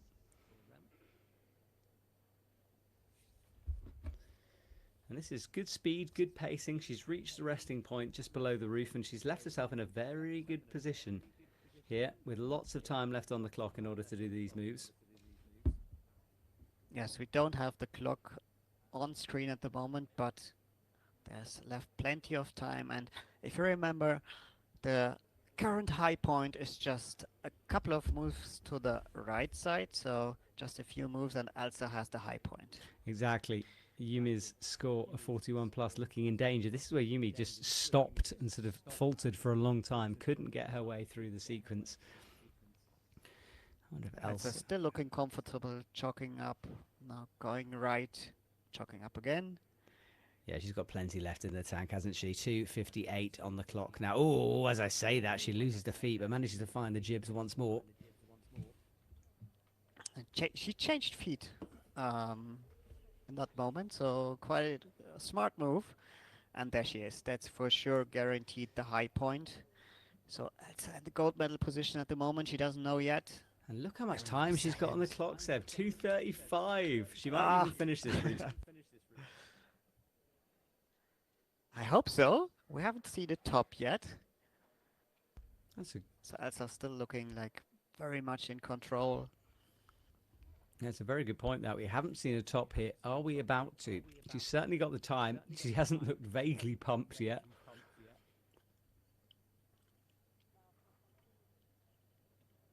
Shaking out a bit more. So now this will be complex, a bit complex for body positioning. You have a good hold there, but nothing for the feet on the left, so she has to make a good combination and to like not getting too far to the left. Yeah, we know how slopey these pockets are, though, and you can see she touched it, she hesitated, she changed her mind, came back down. This is a pretty hard move. It's a long way between these green pockets. I'm not pretty sure if the... Yes, there she is. So she had to match above the hold, where it's very slopey, in order to move on further to the right. So now switching a bit, and there she goes further up, shaking again. So the clock is running 1 minute 15. This is enough to top the route, but we still aren't there yet. No, we're not. 1 minute is enough time, I think, to do it. She has slowed the pace down a little bit, but this is the hardest part of the route, of course. So she's left herself enough time to figure out these sequences. So she's nearing now the competitors and other sport classes before they all fell around there somewhere. So let's see if Elsa can put a new high point there. Come on, Elsa. Yeah, fingertips crimping here. A couple of moves to go. 43 seconds on the clock and another opportunity to shake out here. Oh, wow, and this is definitely the highest we have seen so far. Just one move from the top. Come on, Elsa. I think she's doing High it, Seb. feet. I think she's going to do it. She's got one hand away from it. Oh, Go. she slightly misjudged it. She's got to stand up. The crowd celebrate just a little bit early there. Well, she touched it. The question is, was that enough to say she controlled it? I think she needs a bit more for me. She just kind of... Trying to put the feet there, not really sure on how to do it, but this should be enough. And there it is! The top. This is the top for Elsa. Great stuff from her. What a confident climb. And had time on the clock. Nice performance. By far the gold medal. Yeah, miles out in front. Yumi's 41 plus, the closest one. That was down by the roof. So, yeah, a whole head wall achieved from her there. So for the route setters, this is not a confirmation that the setting was balanced really well. We saw top on both routes. Interesting solutions and features on the wall, definitely. But two more sport classes to come. On the left, we're going to see men's AL1 now on the right, women's AL2. Yes, exactly. Just 3 athletes in each class. It's going to be a amazing end to this competition. The atmosphere will step up a level here as our athletes campus their way through. But first, let's get confirmation. Elsa with the top. We just saw her do it, beating Yumi. And then Agnese third with 21 from Poland. That's our top 3 for women's B3. And wait for the second category.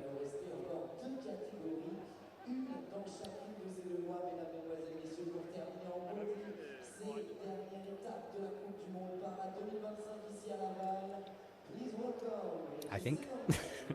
Are we going to see our second category? Might not, so who knows?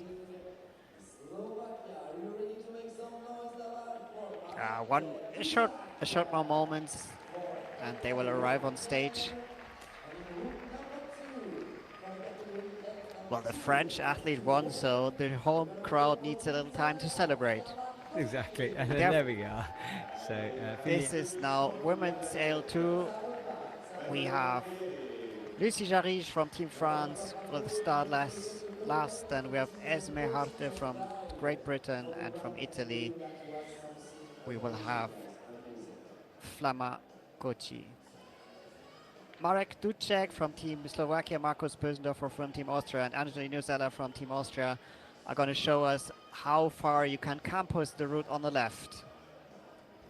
Yeah, it's going to be a really great end to this competition. He'll move out of the wheelchair and will start campusing up the wall. The crowd will go crazy as we'd expect. And then on the right-hand side, the women about to get underway. Marek approaches the wall. Fimmer getting clipped in.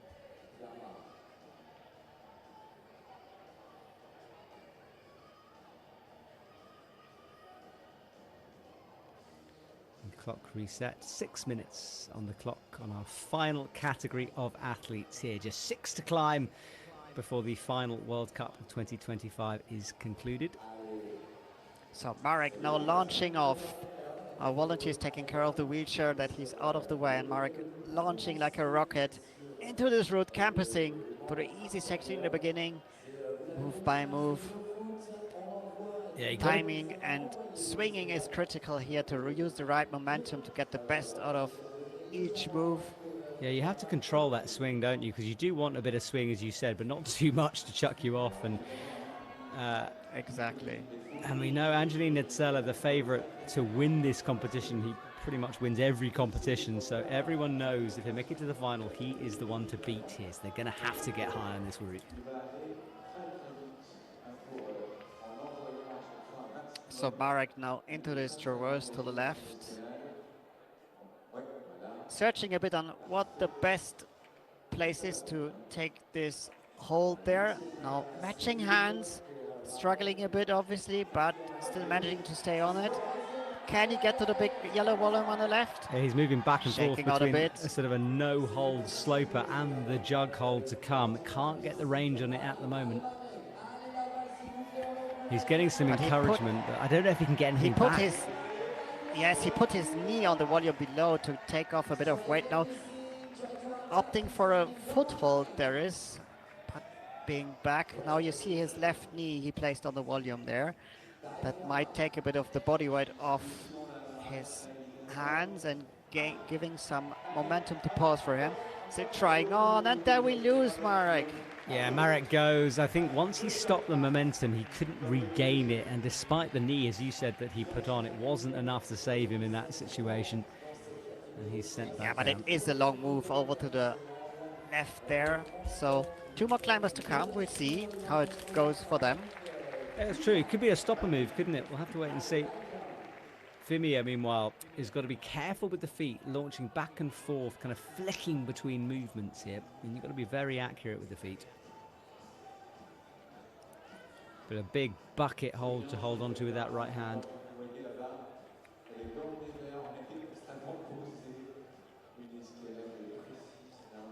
Orienting with the hands. I think she was just trying to like switch positions in order to make the move towards the next one better.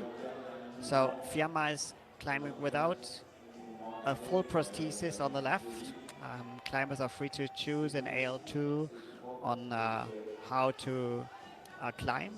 Some are using a full prosthesis with a climbing shoe. Some are just climbing without a prosthesis at all. And stay tuned for the IFSC World Climbing Club. We have a special feature there, especially on prosthesis development for the future. Yeah, It's had a little invention how he could like bring some new ideas and features into it. looking forward to that. Yeah, Frederick, one of our veterans of the sport. He said he has an interesting prosthetic already, so I can't wait to see his thoughts on what could be the future of that. Struggling now, grimacing as our camera angle shooting down at her face.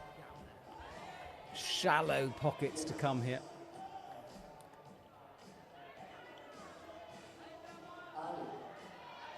Stretching out, but she can't have the range on it yet. She needs to somehow gain a little bit more height to get this stretch in.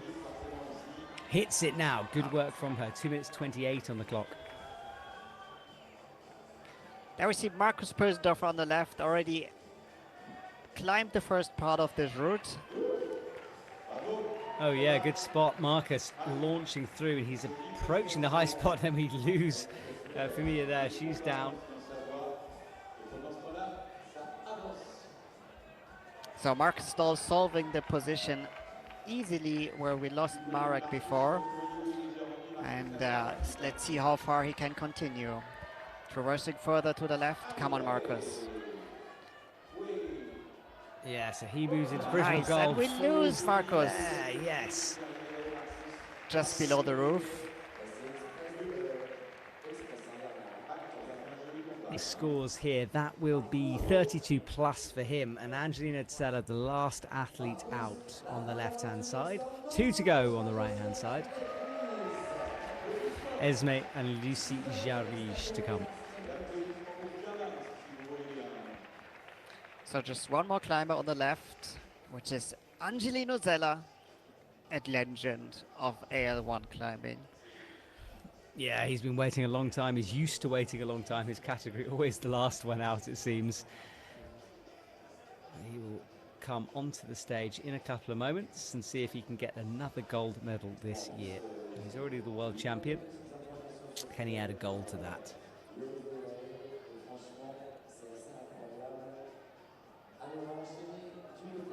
So we're waiting for the next two climbers. Esme Harte from Team Great Britain is going to come on the right for women's AL2, and Angelina Zeller on the left. And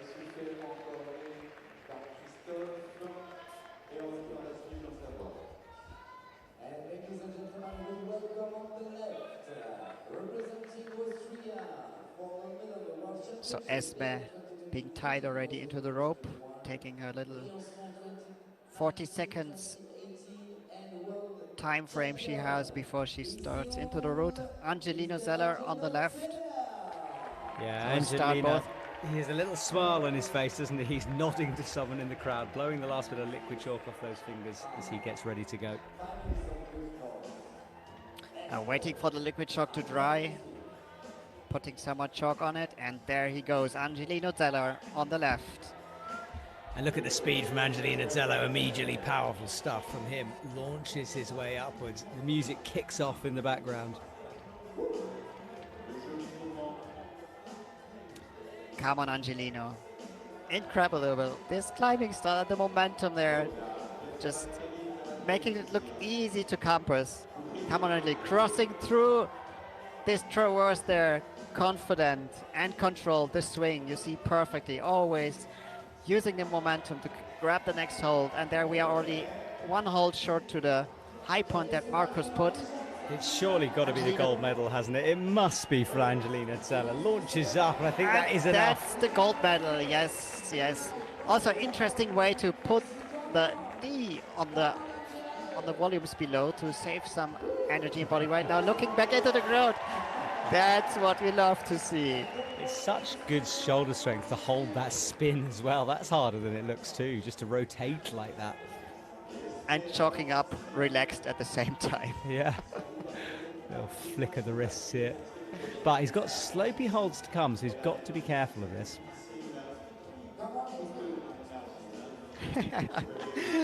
What a camera angle there. Come on, Angelino. Such a nice camera angle.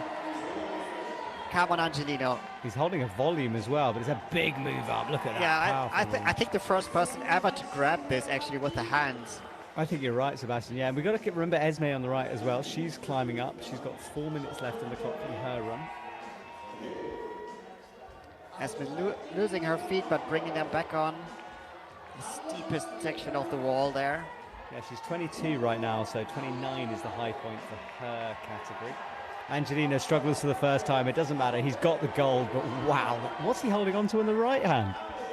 Nothing to be well, had. a little a foothold. Well, he is done. That's by far the gold medal. Easily. Good stuff from Angelina Zeller there. Esme struggling to get the feet back on. And there they are. Hooking / jammed in between the volume and the wall there. Now just pressing against it. Not really sure on how to deal with that. Come on, Esme.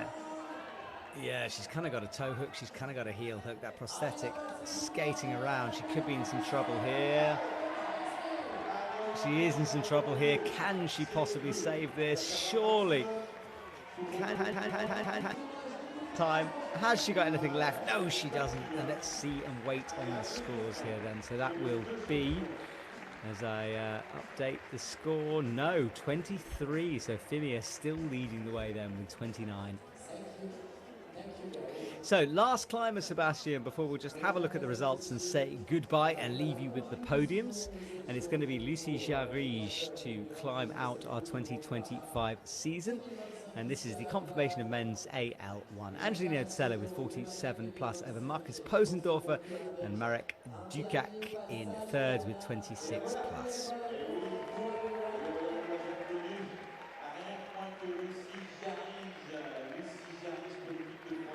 Lucie Jarige being introduced to the crowd in the background, her home crowd.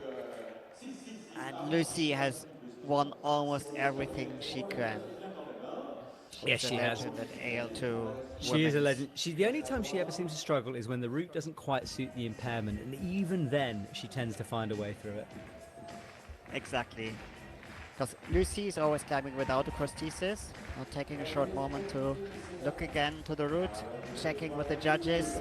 Am I fine to go? Yes, there's Lucy. By the way, also great balance work with her feet, just having one feet to hop over the stage. So if you want to try, being tied in at the same time with a climbing shoe. Yeah, balance alone is pretty impressive from that one, isn't it? So Okay. Lucy making quick progress there in the first part of this route. Come on. She needs to get to 29. That's the score she's aiming for here.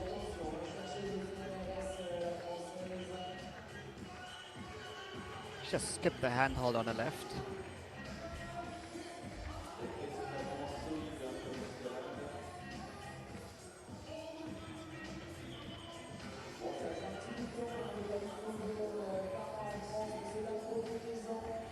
So Lucy moving quickly through the roof section here. Making it look not too hard actually, swinging back now. So the difference if you're climbing with or without a prosthesis is without a prosthesis you can move much quicker in those sections because you just have to arrange the placement of one leg and one foot. But if it's getting less steep, those climbers who are climbing with a prosthesis have a bit an advantage if it comes to balancing, positioning, and just having 2 points of contact with your feet. Yes, exactly. And 4 minutes 40 on the clock. A lot of time for her here. 29 is the high point. Lucy Jarry climbing with some confidence, has got to be said here. She's got her game face on. Up towards the bed. It looks like she has a rest there, no? I think so, decides yeah. to move on. Yeah. Doesn't need it necessarily. She's got it. Yes. When she has time is running. But Lucy, you still have 4 minutes, even more than 4 minutes. Yeah, she's got The home plenty of crowd time. behind She her. can actually kind of take the pace off here. I think, I'm just going to get an update here, but I think she's won it on this one. Yes, she has. 33 plus, beats 29. Lucy Jarry is your gold medalist here in Laval. Such a great performance here. And I'm pretty sure there's way more to go for Lucy. Yes, so we're going to see a top to finish things off. That would be the best outcome you can have for a competition like this. Come on, Lucy. Last climber of this sport class, last time of this competition, and last time of the season.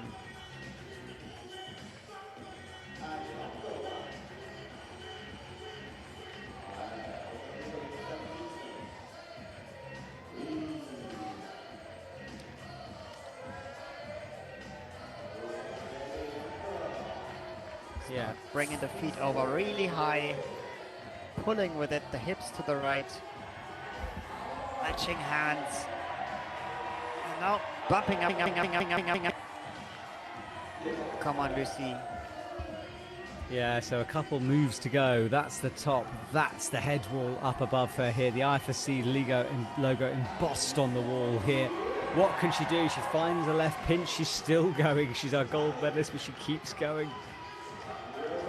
Very high feet, almost horizontal in this wall, which is actually not that overhanging anymore, but this is the solution for her. Now bringing the feet back under her center of gravity, taking the swing and grabbing to the left. Come on, Lucy. Just a couple more moves to the top. Matching hands. Yeah, Now can she finish deciding this to go thing back. off? Adjusting feet. She looks already quite pumped, but can we see some more moves? Come on, Lucy. And there we go. Now she's placing herself for the last move. It's a slopey hold on top. It's Falls going to the loser. crimp. Well, she's got her head in the hands, but it doesn't matter. That's a gold medal for Lucy Jarry easily. But what a spectacular ending of this competition. What a performance. What a performance indeed. Well, we are almost done here, everyone. We just have to look at the last results. And Sebastian, what have you got planned for your off-season? What's your goals or aims now? Now you perhaps aren't going to be training quite as hard for the next season. What are you going to be up to?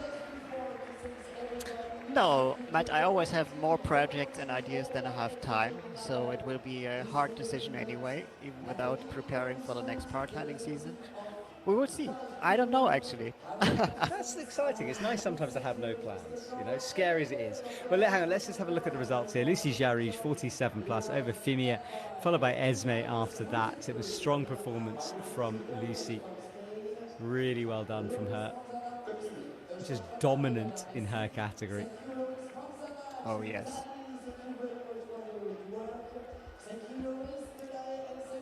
And I think that might be it for the confirmation of the results. I don't know if we've seen Angelina Zella's score.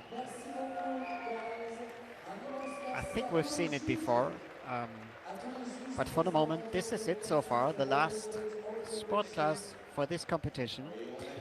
So, yeah, next year we're going to have a next paraclimbing World Cup series coming up. No World Championship, that will be in 27 in Brno. Yep. And I would say stay tuned for the upcoming communications on the event calendar for next year. We're going to expect it by the end of this year. And what else do we have to say, Matt? That's about it, really. I think with that, we will conclude the IFSC 2025 season. Sebastian, thank you so much for all of your work here over the weekend, and congratulations to all of the athletes. And to everyone from Japan and Laval, thank you. And I think, Sebastian, that's it, and goodbye. That's it. Thank you and goodbye. Goodbye, everyone. Thank you for watching the 2025 season. We'll leave you with the confirmation of the results. Stick around for the podiums. Sebastian and my co-commentator. My name is Matt Groom, and it's been a pleasure calling all of the action all year for you. We will be back in 2026 for more IFSC, sport climbing, bouldering, and of course, paraclimbing action. And a huge thank you to everyone who worked hard behind the scenes to make this season take place, and of course the athletes who are the stars of the show. So with that, we will say good night and goodbye from Laval, and see you next year for the IFSC. I, for one, cannot wait. Good night, good evening, and I'll see you next year, everyone. Bye, Sebastian.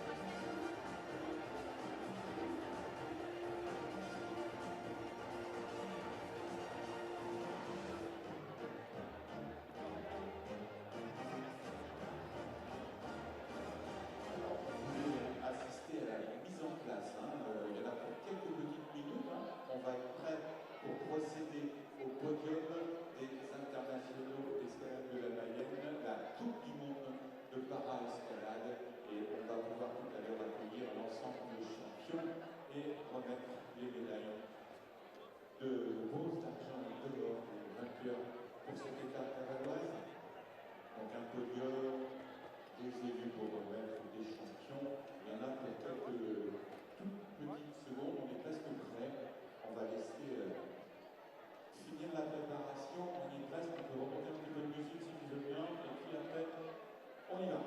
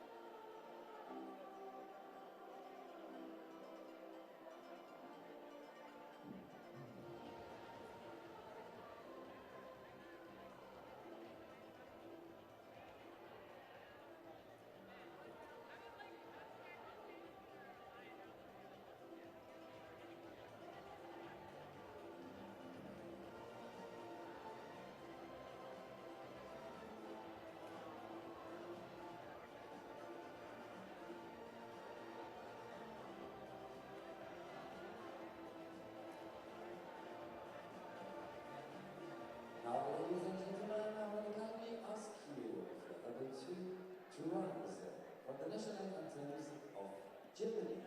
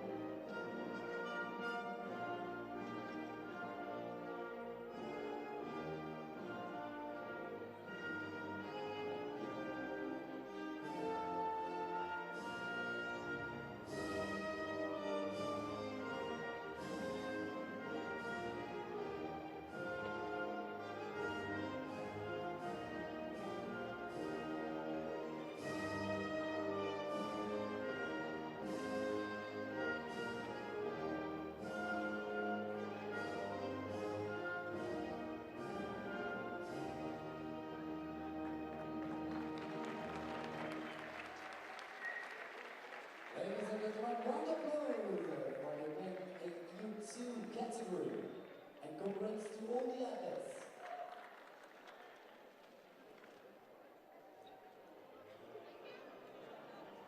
Thank you very much. We have a lot of podium.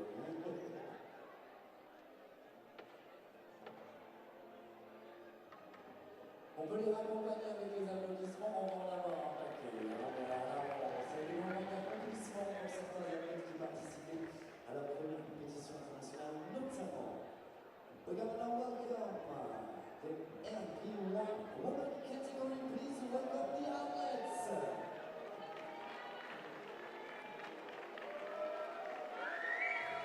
And second place, representing Spain, Andrea Sanchez Aparicio. Second place, representing the USA, Einar Zock.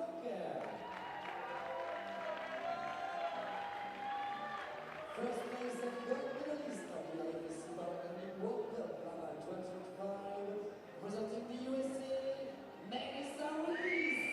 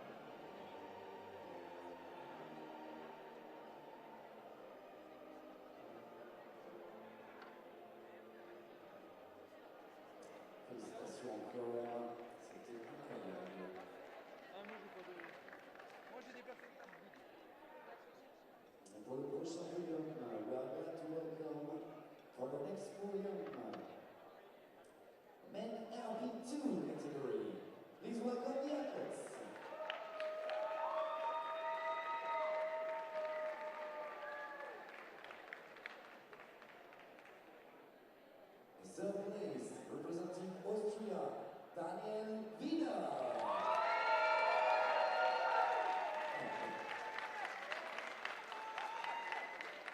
Second place, representing Germany, Philippe Rosek.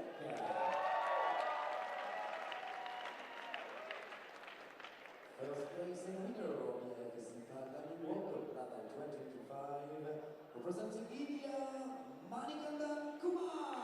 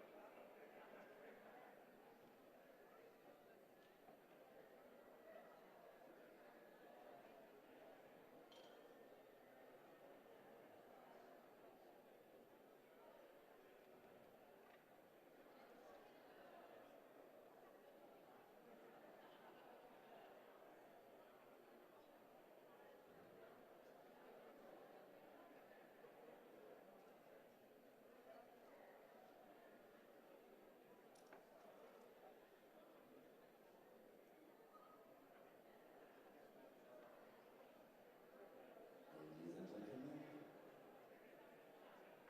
I'm going to wait a second before to welcome the next. Un petit souci technique qui va se résoudre rapidement. But we are glad to be here and to attend this amazing show. C'est la petite musique d'attente. And you're on TV, guys. It's on a Eurosport Live.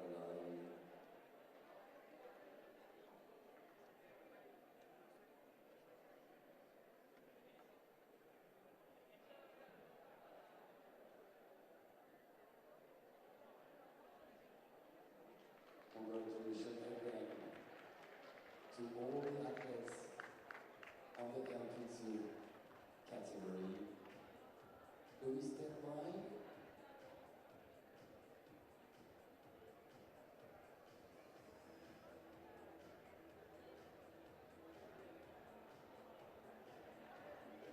We can make the applause again for this program. Thank you very much. It's coming, it's coming money.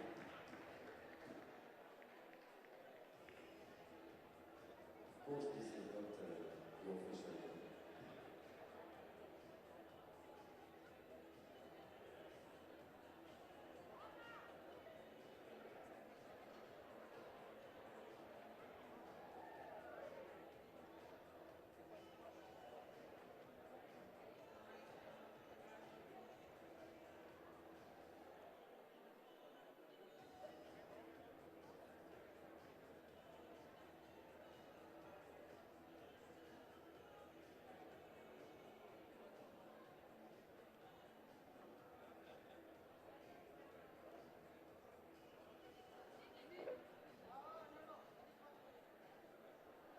Please, the two guys, it's fixed.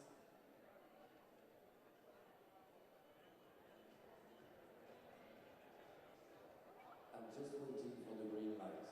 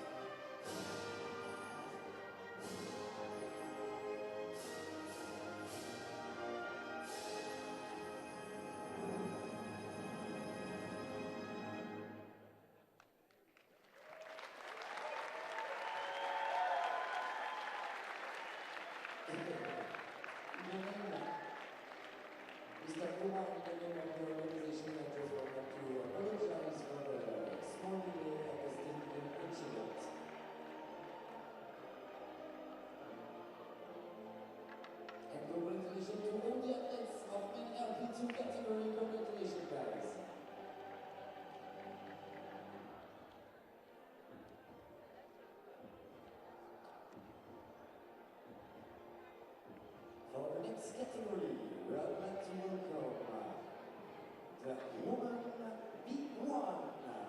Please welcome the athletes.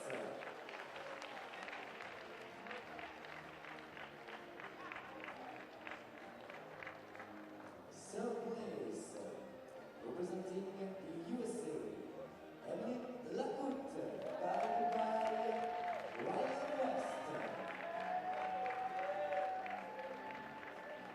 Second place, representing Slovenia, make some noise for Kenya, Luzic, guided by Mitya Olke. And first place and winner of the IFSC Paraclimbing World of Laval 2025, representing Italia, Nadia Bredici, guided by Sonia Cipriani.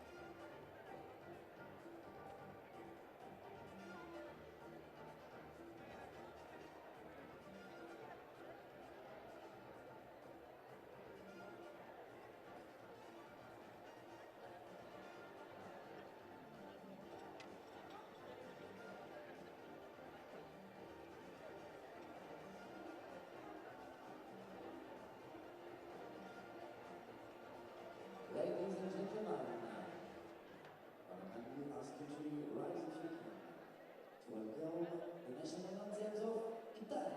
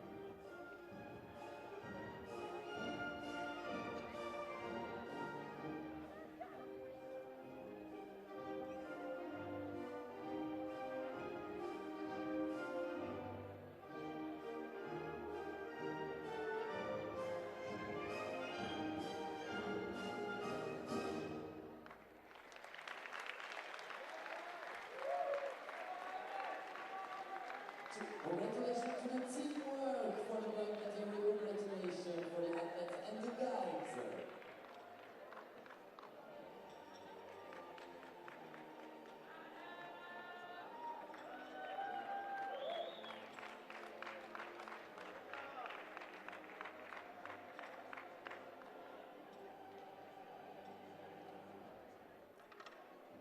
Thank you very much.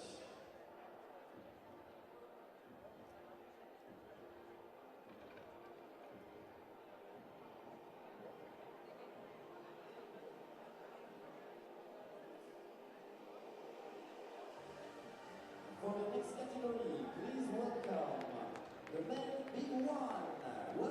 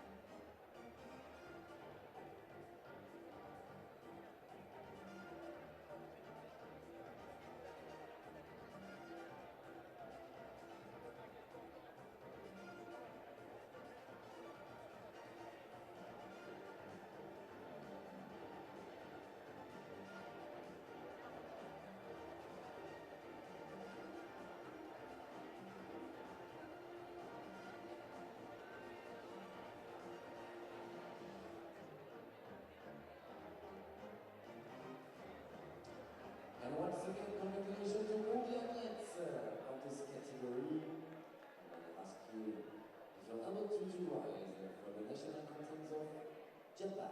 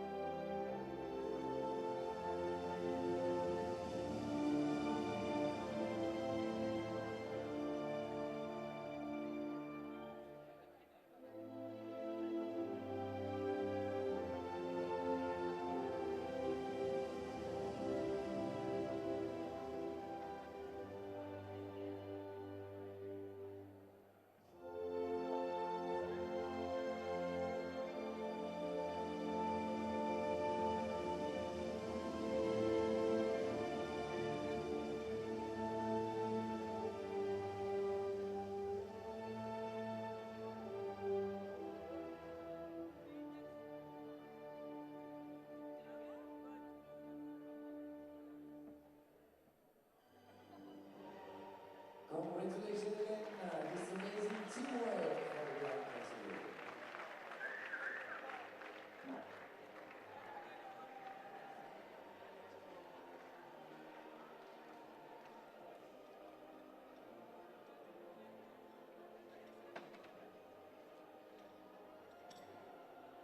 Toujours impressionnant. Et encore une fois, merci également à toute la salle de Laval d'avoir accompagné ces performances sportives pour la catégorie plan avec le silence et le respect. Chacun et chacune, infiniment merci. Messieurs, dames, congratulations guys.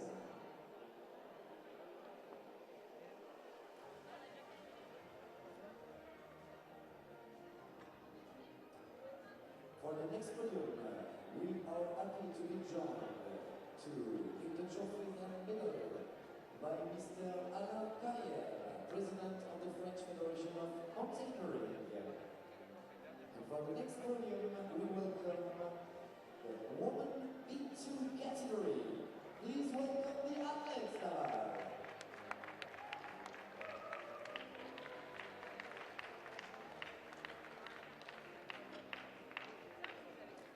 And third place, representing Germany, Yvonne Lavalens, guided by Tatiana Musa.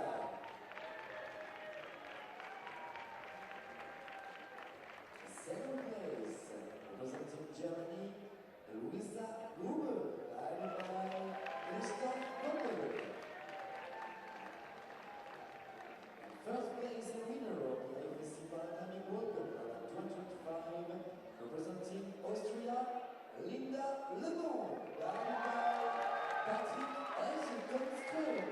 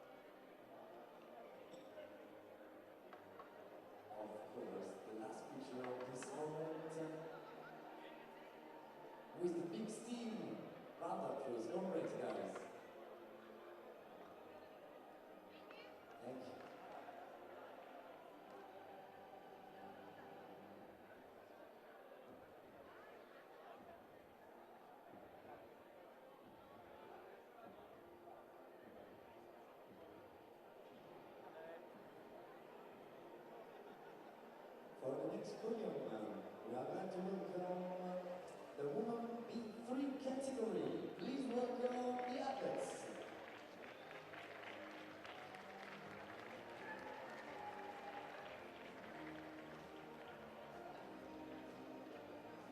Third place, representing Poland, Agnieszka Wolenko, guided by Jakub Radziewski.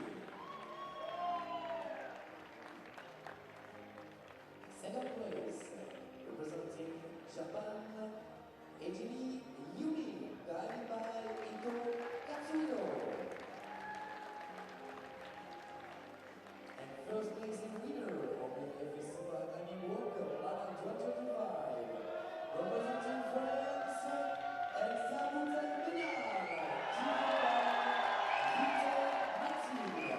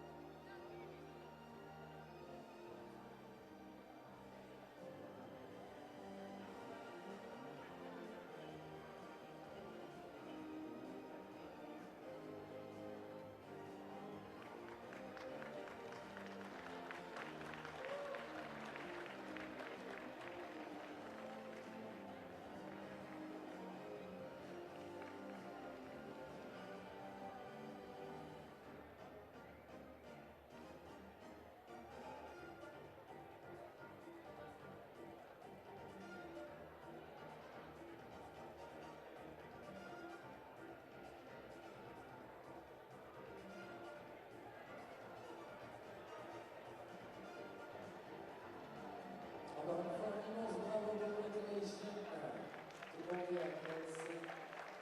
And now please, rise if you're able to, for the national anthems of France.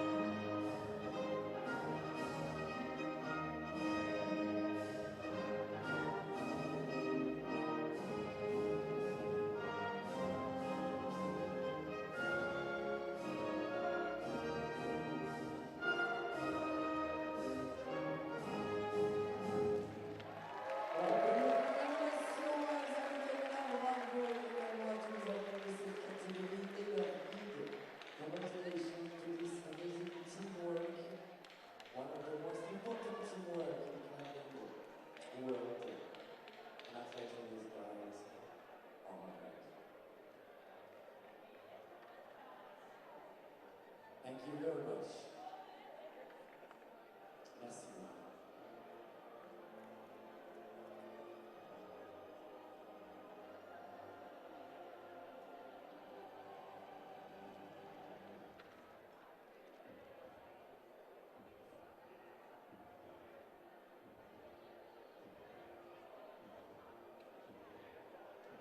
For the next category, we are glad to welcome the men B3.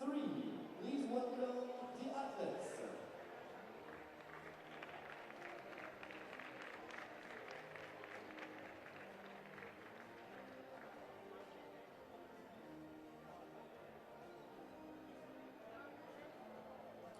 Third place, representing Romania, Daniel Andrei, guided by Andrei Boots. Second place, representing Japan, Minowara Kazuhiro, guided by Michael Kong.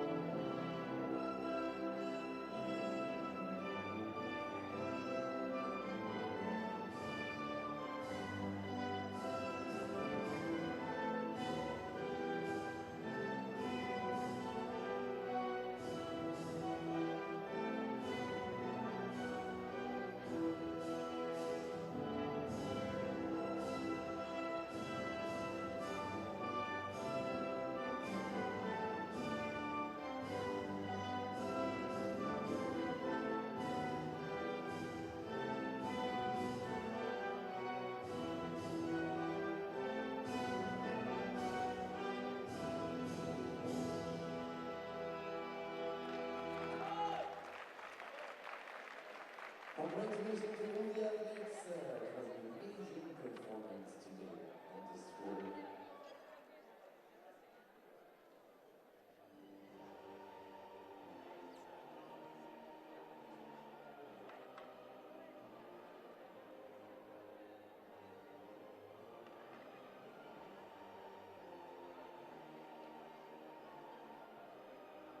For the next podium, we are glad to welcome the Woman AL2 category. Please welcome the athletes.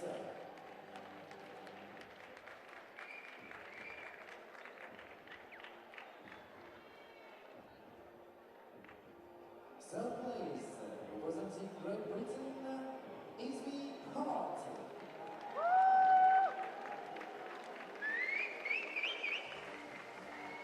Second place, representing Italia, Yamakoki.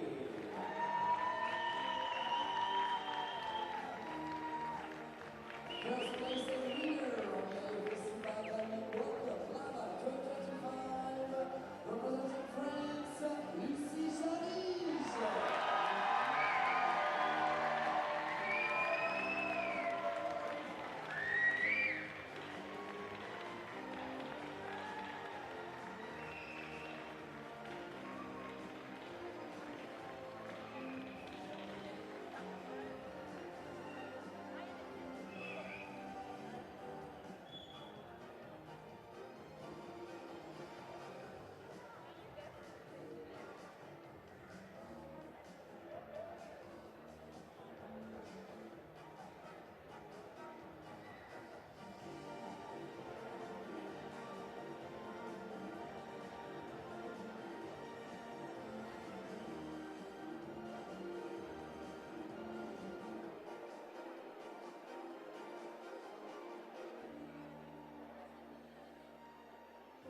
Mesdames, Messieurs, ladies and gentlemen, please rise if you are able to for the national anthems of France.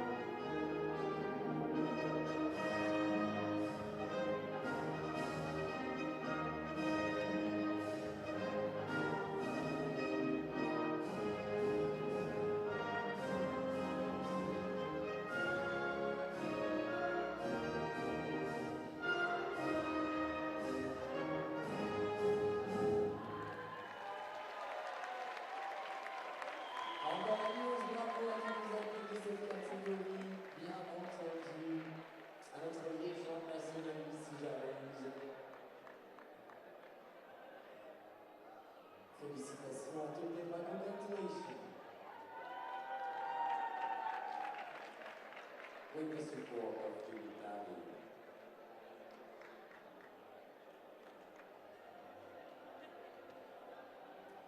Bravo.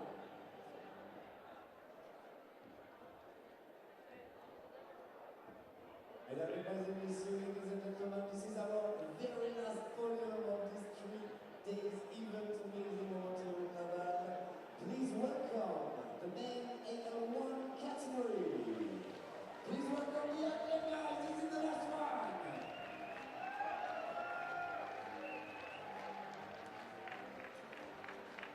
And third place, representing Slovakia, Marek Dusak.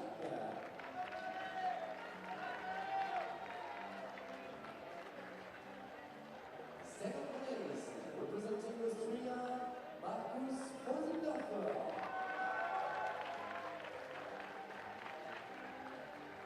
First place and winner of the FEC Paraclimbing World Cup 2025, representing Austria, Angelino Zea.